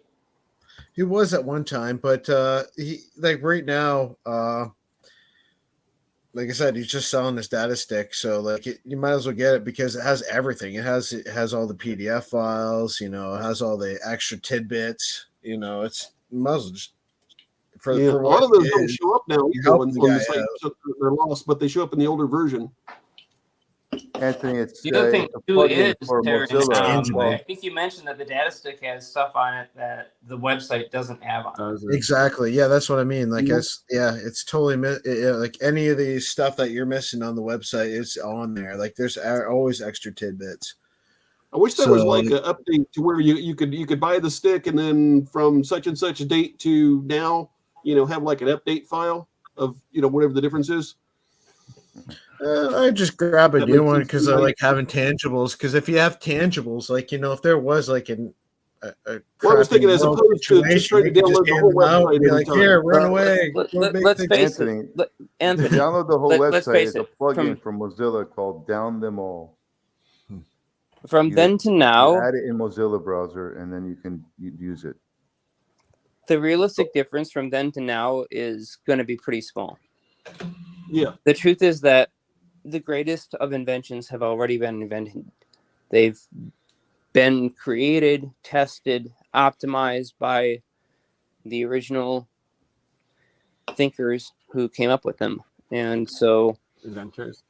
We just need to go look back in history and replicate what's already been done, which is kind of funny because it's buried stuff. It's difficult to replicate. And even today, like the experimenters didn't include enough information, like an IKEA instruction manual, to directly reproduce the experiments. They like Ben Rick said too that go back to the original formulas because there's a mistake in some of them. Oh, there is. There absolutely is. And actually, there's 2 big mistakes. The first one is the gauge factor problem. Gauge factor assumes, in the classic Heaviside Gibbs adaptation of Maxwell's equations, that all fields are instantaneously throughout the entirety of space-time at equilibrium, and therefore no distortion of the local stress energy can be displaced. Now, stress energy, when I brought that in, I just included relativity into the Maxwell equations, and so now we're getting into something called electrodynamics. And we're combining 2 different theories, both Einstein's relativity and Maxwell's quaternions, in order to derive something in space-time that is equivalent to the energy density of some unit volume, the space-time refractive index energy density, if you will. Did you ever learn how to use the quaternions? If I'm saying that right. Ask again. Quaternions, maybe. Yeah, well, you said quaternions, right? But what were you asking? Oh, I was just wondering how much of a difference that I know Bearden. He said there was like a huge difference in the capability of what you could do using that. I was just wondering what your opinion on that was. Well, quaternions are useful up to a certain point, but they do lack a temporal refractive index modifier that's definitely necessary. And so, wait, just a second, sorry. You have to wash those off. Just passing along a tool here to a fellow creator. So anyways, yeah, you're modifying the local refractive index of space-time, so the speed of light changes in that area because you're radiating out electromotive forces, and as a result, they're being absorbed by and temporarily stored in the area surrounding the device. So what will happen is each individual node point has a spin, and the node points, what I'm talking about there is at the Planck scale, you have sort of a geometric lattice-like matrix structure where nodes are connected to one another. And it's a rather unusual view of the structure of space-time, but let's just consider for just a moment that space-time has a physical geometry. Well, what would happen is, with this geometry in place, we would expect things like phi to start emerging out of that system because of the ratiometric interactions due to nonlinear forces interplay with the rate flow of time. And in this model, we're basically screwing with time and creating what's equivalent to gravity without the use of mass, but instead with the use of just pure energy. And it still plugs in very nicely to relativity because we do have the ability to convert energy that we slow down below the velocity of light into some kind of mass. And so let's say we spin up a nuclei and we give it a precessional orbit. Well, we've added energy to that nuclei, but technically it's not moving at the velocity of light, but it's kind of stuck in place, so it's cyclically reproducing its own precessional spin. Well, that energy has to equate to some amount of mass. And so the fact that the physical amount of matter that is there, that's precessing in the nuclear magnetic moment of the nuclei, is not increasing, but that same amount of physical matter hasn't gained or lost any protons or neutrons, and it's still got just as many electrons in its valence shells. Well, we've now got a new conundrum. See, because we've increased the energy of a system that's physical, made of matter, but we haven't increased its mass. So what happens to the gravitational proportion if we increase energy? We don't increase the mass.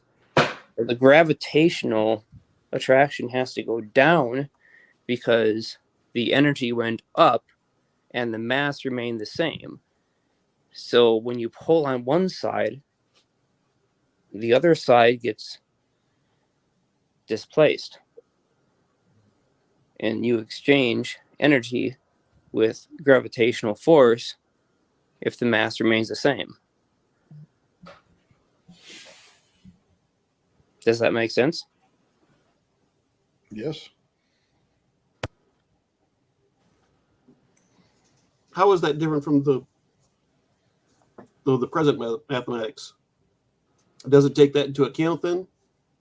The present mathematics don't explain a ratiometric inversion factor between mass, energy, and gravitational mass. So gravitational mass and inertial mass are considered to be two different things. This is so it doesn't take into account it changing over time.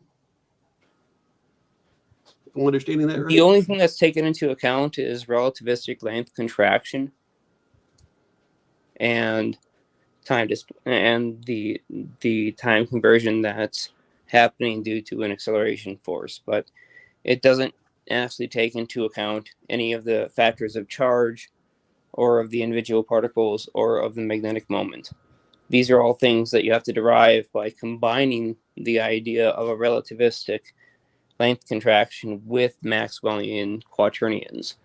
And when you combine the two and sort of slap them together, a spark comes out that tells us we can screw with the physical rate flow of space-time relativistically by using charges that are being accelerated within a confined system and cycle our power back around to create sort of closed loops in free space.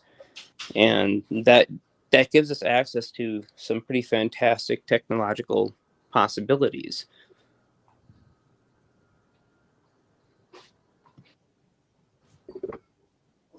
And what's missing in a unified theory, essentially, right? Everybody's always after it. I've got my own. We've all got, sort of our own, but I don't think any of us want to say, we're going to claim to have it. Well, check this out. It's a little mini Tesla coil. And when you put it on this board, it makes cool little structures. Creating EVOs? Is that like a fluorescent tube that's lighting up? That's awesome. Wait, what's lighting up? Do you have a bunch of LEDs on there or what? No, that's the arc. Surfboard. Right, yeah. It's the little spaces that in between arcing. Cool. Kind of looks like just a whole ton of little LEDs on it. Now, if only we could get red, green, and blue from it. You make a little monitor out of it. Yeah. It's kind of wild how it works. Is there a way to get different colors out of the plasma? Hey, Jeremiah, didn't you say you could get like a positive charge and a negative charge off of two different wands of yours? Oh yeah, well I have a positive output wand, a negative output wand, and I have a few other ones that are in sort of limbo state, which I can connect at any point to get different potentials of positive or negative. I also have. Go ahead. Sorry, I think at one time you mentioned to me that you used it to make an electret, and the positive one made a really fancy effect. It did. It did make a really fancy effect. What it did was I mixed in a metallic powder with 50% carnauba wax and 50% rosin, and cured it at a higher temperature, slowly cooling it so it didn't crack, and it was charged under a high electrostatic positive potential. I think I reached roughly about... Yeah, the electret. I think I reached roughly about 95 kV. But what this thing did was all the particles that were metallic got pulled towards just one side of the wax. They were on top. Now, understand these metal particles, they're heavier than the wax. And so as the wax was cooling or curing, the fact that these particles sat up at the top talks about a really interesting phenomena that once again we can refer to electrostatic cooling as taking place here, because the thermodynamic energy from the wax underneath got transferred to the more conductive metallic particles, which were more capable of exchanging charges. And so they were depleted and they became the main carriers, stealing thermal energy from the wax underneath, quickly curing or cooling down the wax underneath and trapping the charges within it. Jeremiah, I have a question. Are you telling me you can transfer mass into energy which equates to time, speed, and rate? Is that what that's correct? Yeah, you can translate one to the other. You can translate mass, energy, and velocity between each other. Then why have we not achieved space? Energy has mass. Like space travel yet? I mean, if that's the case, because that would be not a very difficult thing to do if we add on mass to something and then we deplete it from the mass and transfer it into energy, or current. Well, energy has mass. To ask the question, why have energy already has mass, though? We probably have, but like nuclear. It's kept secret. Faster. No, I mean, Want energy faster has mass. That's why it has. clock You can't time. have massless energy. There's no such thing. Yeah, like the rate of time for us to all be coherent has a ratio. But if you make something lose mass, then it's faster Mass ratio. than else. You know, it leaves the gradient field of energy for somebody else. I don't know if I'm saying it right, but Rick's I know. research. No, she may be one of the Sorry, I have a people delay who's on actually mine. talking about I'm this. interrupting you. You know what Lulu is talking about here is there is absolutely an energy exchange and has to do with velocity, gravitational mass, and inertial mass, and then the total amount of physical particles in the system, because they correlate to something else that exists, which is currently called the quantum vacuum, but which we of the older style prefer to call the aether.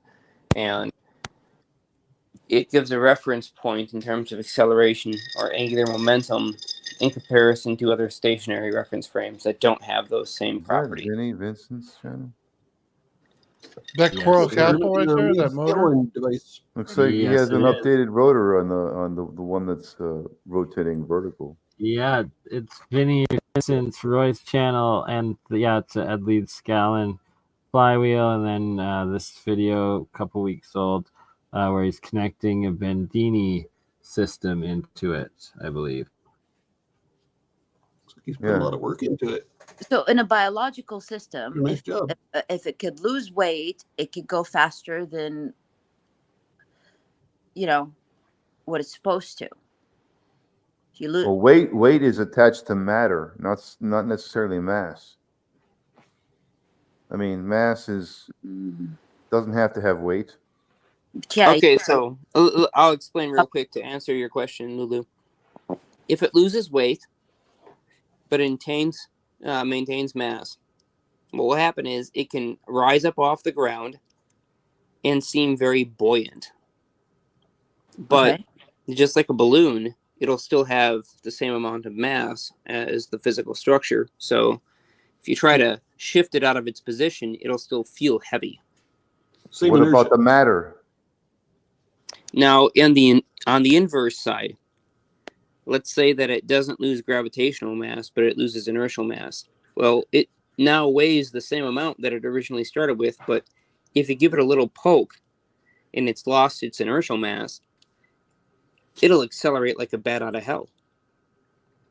Because you've applied a small amount of force and it's not in the gravitational vector direction. So now that thing can just crazy fast accelerate. That makes sense.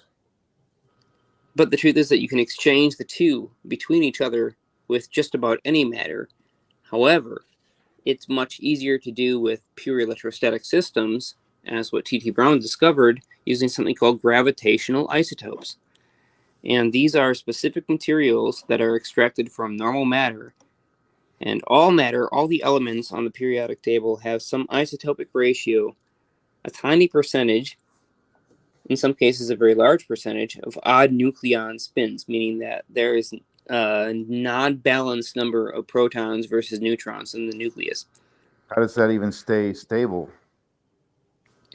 This is a question that physicists have been trying to answer. Wouldn't it decay or like? Well, these odd nucleon spins do tend to have nuclear decays, but some of them are estimated into the billions of years. That's not like something that sounds unstable. It doesn't sound unstable at all. Technically, it's unstable enough to possibly, decay in some amount of time, but the amount of time that it can stay stable for is quite incredible. And so, like, there's a decent percentage of the matter that's out there that has these odd nucleon ratios. It sounds like it's been made unstable at the quantum level. Like such a minute portion of it's been unstabilized. Right, and so here's the interesting thing. What Brown did was try to mash this stuff up into the finest powder he could get, and then separated it under high potential electric fields, trying to isolate which particles responded to a positive electromotive force and a negative electromotive force. Depending on which charge carriers were present and which odd nucleon spins were there, you could get an unbalanced charge due to the electron valence shell being temporarily capable of either absorbing or irradiating an electron in an ionized state. And so he used 2 electrodes to separate out odd nucleon spin materials with even nucleon spin materials, and ended up creating what he called gravitational and inertial isotopes. Isotopes. He separated the materials. Yep. Like that. It's crazy. Oh, Where yeah. did He come came up with this idea in the first place? 6 different methods, in fact, he used. So it's in his notes. He Sorry, I didn't mean to cut you off. I mean, it's in his lab notes. In his lab notes, it says it all. So if you want to see where, So in his lab notes. Yeah. Okay. So in his lab notes, he explains that like he had a vacuum chamber. He put these particles in it, and he evacuated the air out, and he had a little heater on the bottom, and he had a positively charged plate on the bottom and a negatively charged plate at the top, and he would hit it with UV light, and then what would happen is that the particles would float. And then he figured out that only these materials would loft. He called them lofting particles. And in other words, they wouldn't take the flow of the magnetic field anymore. Is what? No. Here's even better.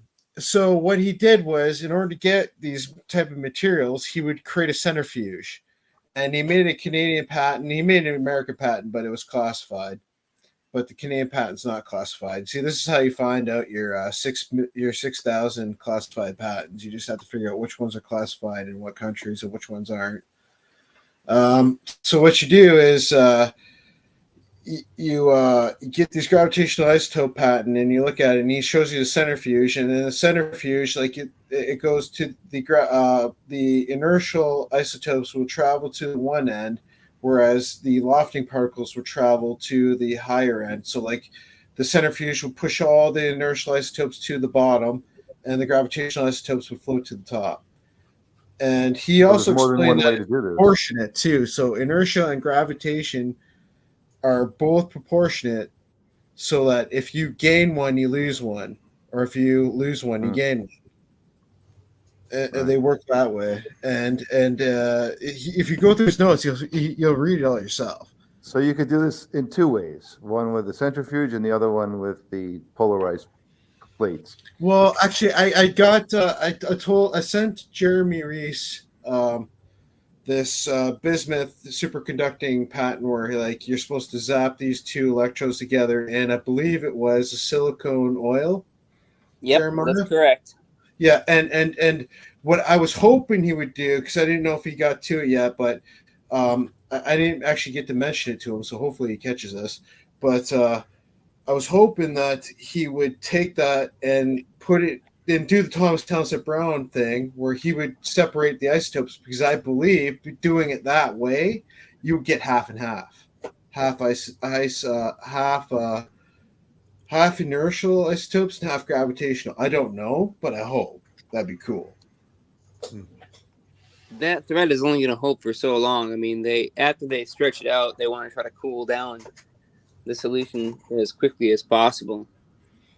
Well, remember they said it was making a superconductive bismuth, and then you hear them always talking about this bismuth isotope that makes everything float. And then he also claims in his note, because these are metals, and if he also claims in his note that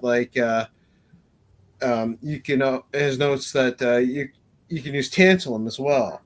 So, and tantalum, I believe, what was it? Tom Anderson said that they use that in gun barrels in order to prevent warping, right? So it's a very, it's useful material. It's around, and I believe if you if you do that kind of same effect inside that solution, you might be able to get the separate half and half. I don't know.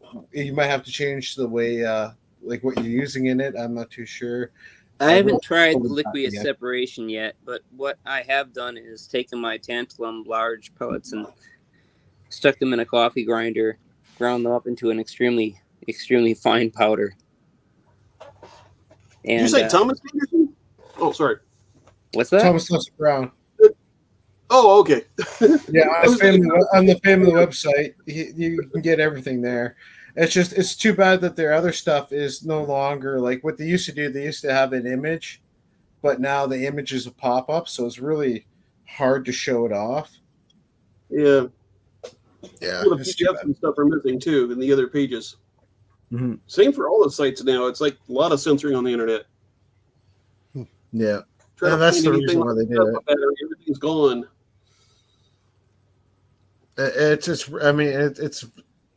It's really important stuff. Like it really teaches all the empty spaces. You know, people can keep reinventing the wheel, but you know, we could actually just learn what it is. You know, it tends to be mostly fields, and that's pretty much what I figured. Yep, that's it. Yeah, it's just field engineering, field antennas, field antenna propulsion. Oh, what were you saying? Hydrodynamic, electrodynamic, field antenna propulsion.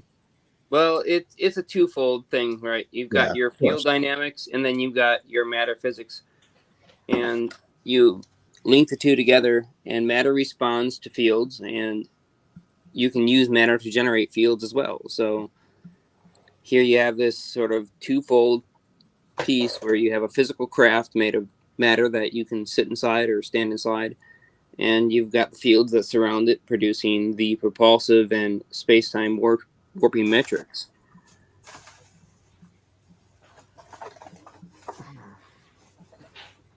So yeah, I mean it's both sides. You've got to have your material engineering side, and you've got to have your. Who's that a picture of on the screen there? I forgot your. Who does? That was Lockridge. Okay.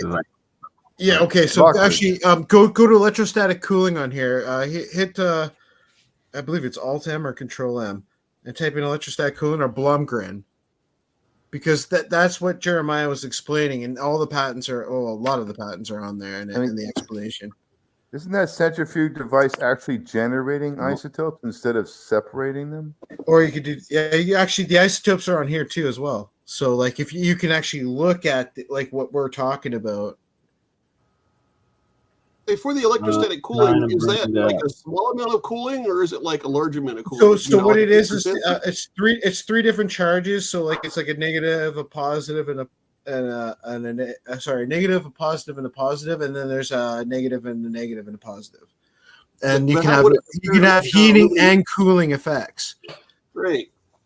I've seen, I don't know, about maybe 15 years ago where they were building that on a aluminum heat sink and saying they were getting a pretty good. They didn't give an exact but they said they were getting a pretty large improvement by using it. Yeah, but if you look at Ken Shoulder's stuff, you'll find out that that's just like white hole, black hole stuff.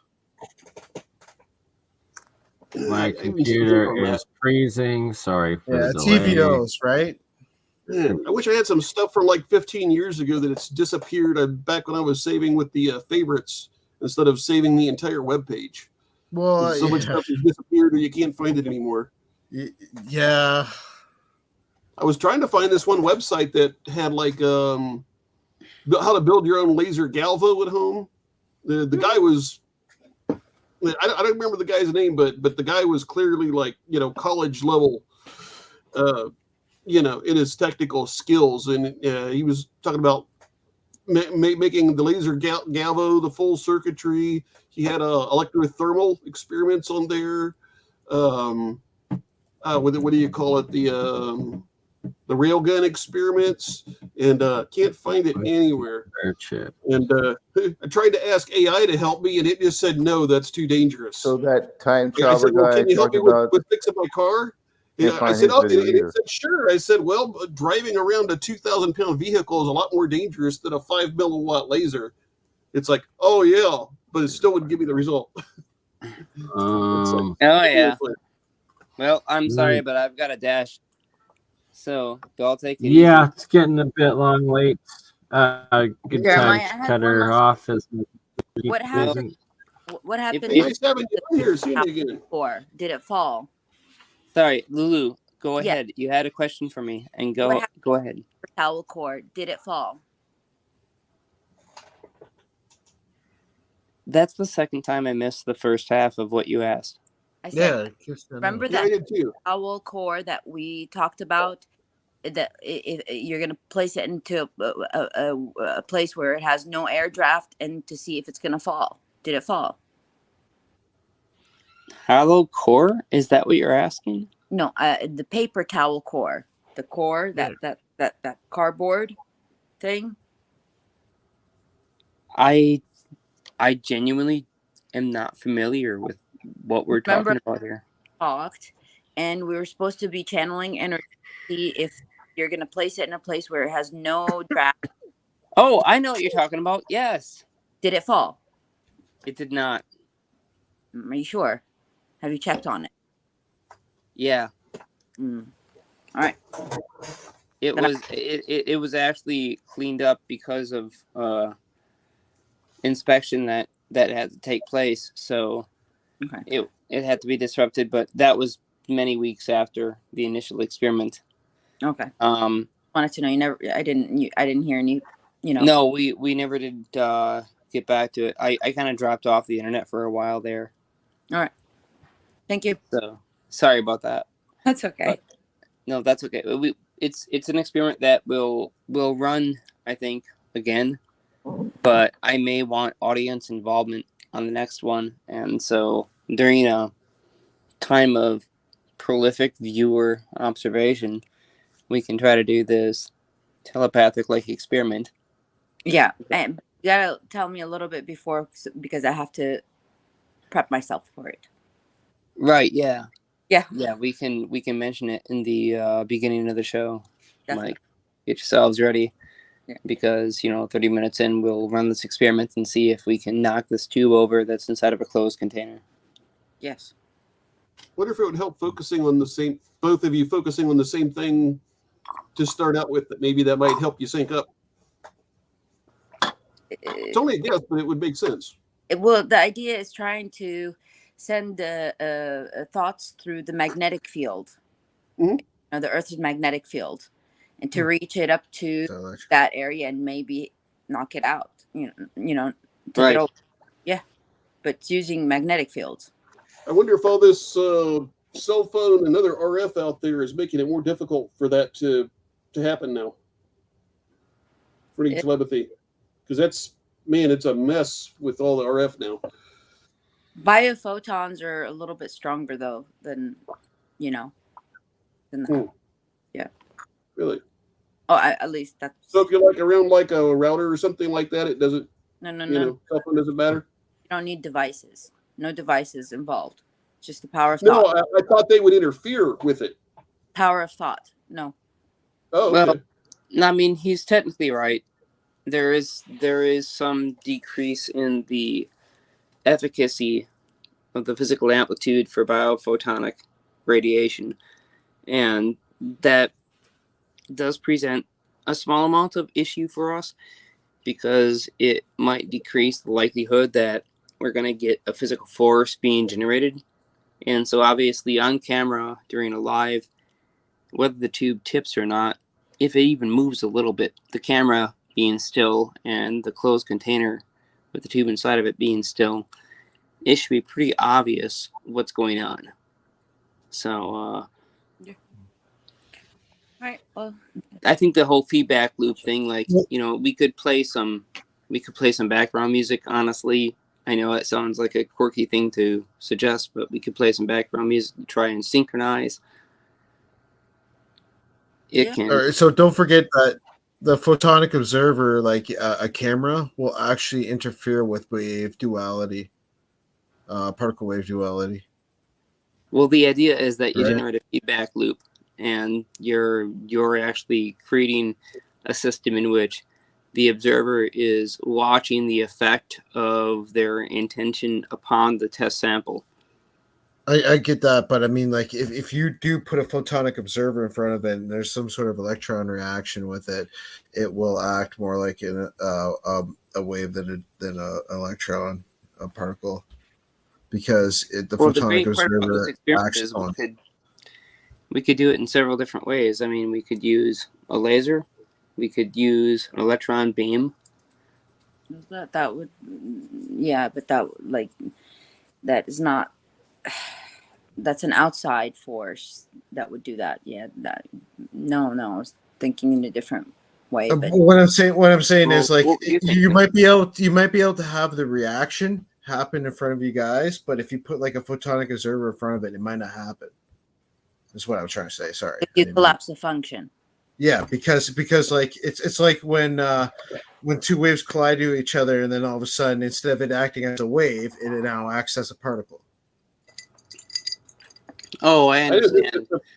I understand what you're asking, and let me address that question. We're not observing the wave function at the point of the slits. That would collapse that function into one of the two slits. What we're doing is observing what the wave collapse ratio is on the viewing screen. So we observe the fringes, the lack of fringes, to determine whether the wave function was collapsed and falls into a simple two fringe pattern, or whether it has a cascade of multiple interacting electromagnetic fringes that distribute its energy density across a wider area. And so, because we're only taking the post-impact observation, we're not collapsing the wave function, we're letting that happen on the screen. Yeah. All right, well, I've got to run now, so... Appreciate that, Jeremiah. We've Thank got you for delicious crab to eat. Very Maybe nice. finding an area where they've, far away from all the transmitters might make things easier. Whatever that city is where they have, where they don't allow RF transmitters for military reasons, I'd imagine they sleep a whole lot better. I know when the power goes out, after a few minutes, just feels like a whole lot less stress. Right, going into the mountains, camping, away from it all. Absolutely. Exactly. Any last words, Sean, Nathan, Lulu, Mike? Oh, hey, what we was talking about at the beginning with those isolation tanks, they use they use magnesium in those a lot, and just taking magnesium has a tendency to like reduce stress and like relax you. Because I take it because I get really bad leg cramps, and it's the only thing that helps. The over the counter stuff will knock me out, but it won't help the leg cramps. But taking the magnesium citrate stuff, taking like 4 of those a day, that actually helps. So, but it's like maybe that's part of the isolation thing that your body's absorbing it and it's relaxing it. Zinc gets out the heavy metals. Make sure it has no copper in the zinc. Oh, it's magnesium. Yeah, but zinc too. Yeah. I got this stuff for that. Yeah, but you get heavy metals out with zinc. That way, the radio frequencies don't bother you. Thank you. Because the heavy metals really, and how much of it's the AC? Because when the power goes out. So. Thank you. Well, if you got heavy metals, the EMF all is the going to bother cell phones now. I wonder. Because I know with all the stuff they put in you now. I got this injection for a test like back in, what was it, like 2014 or 2016. That was for a heart test. And they said no side effects at all. And, it'll just be out of your system in the next day. And just gave me unbelievable joint pain for like after 2 weeks. Probably a wreck. They usually thing about it is even though it wasn't supposed to have any lasting effects, my arms are like still completely hairless, and the same for my legs now.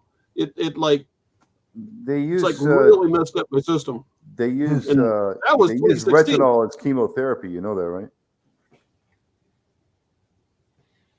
Retinol is a form of chemotherapy. It's also called vitamin A. Vitamin A, is that the same thing?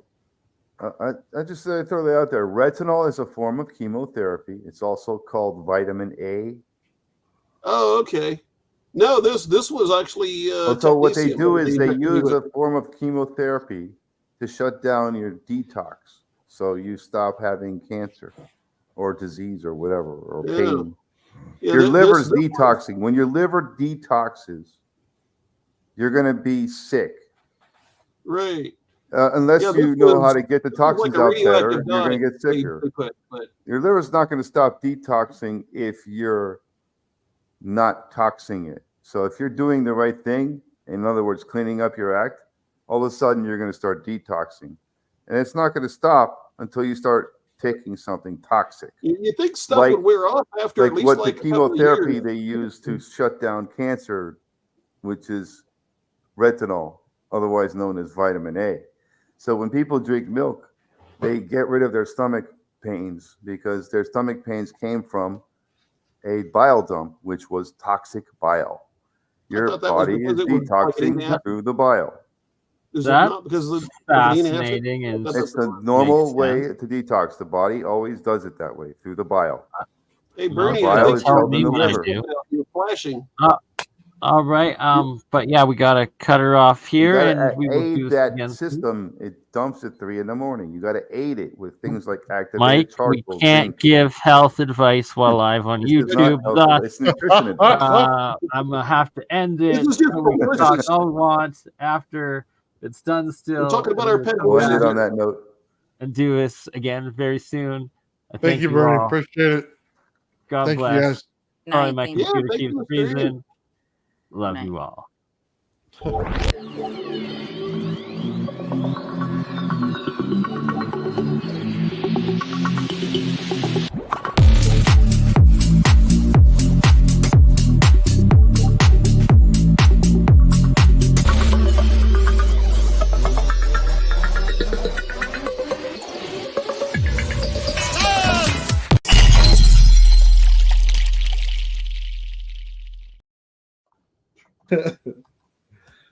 Oh, Eric Heckler's hilarious.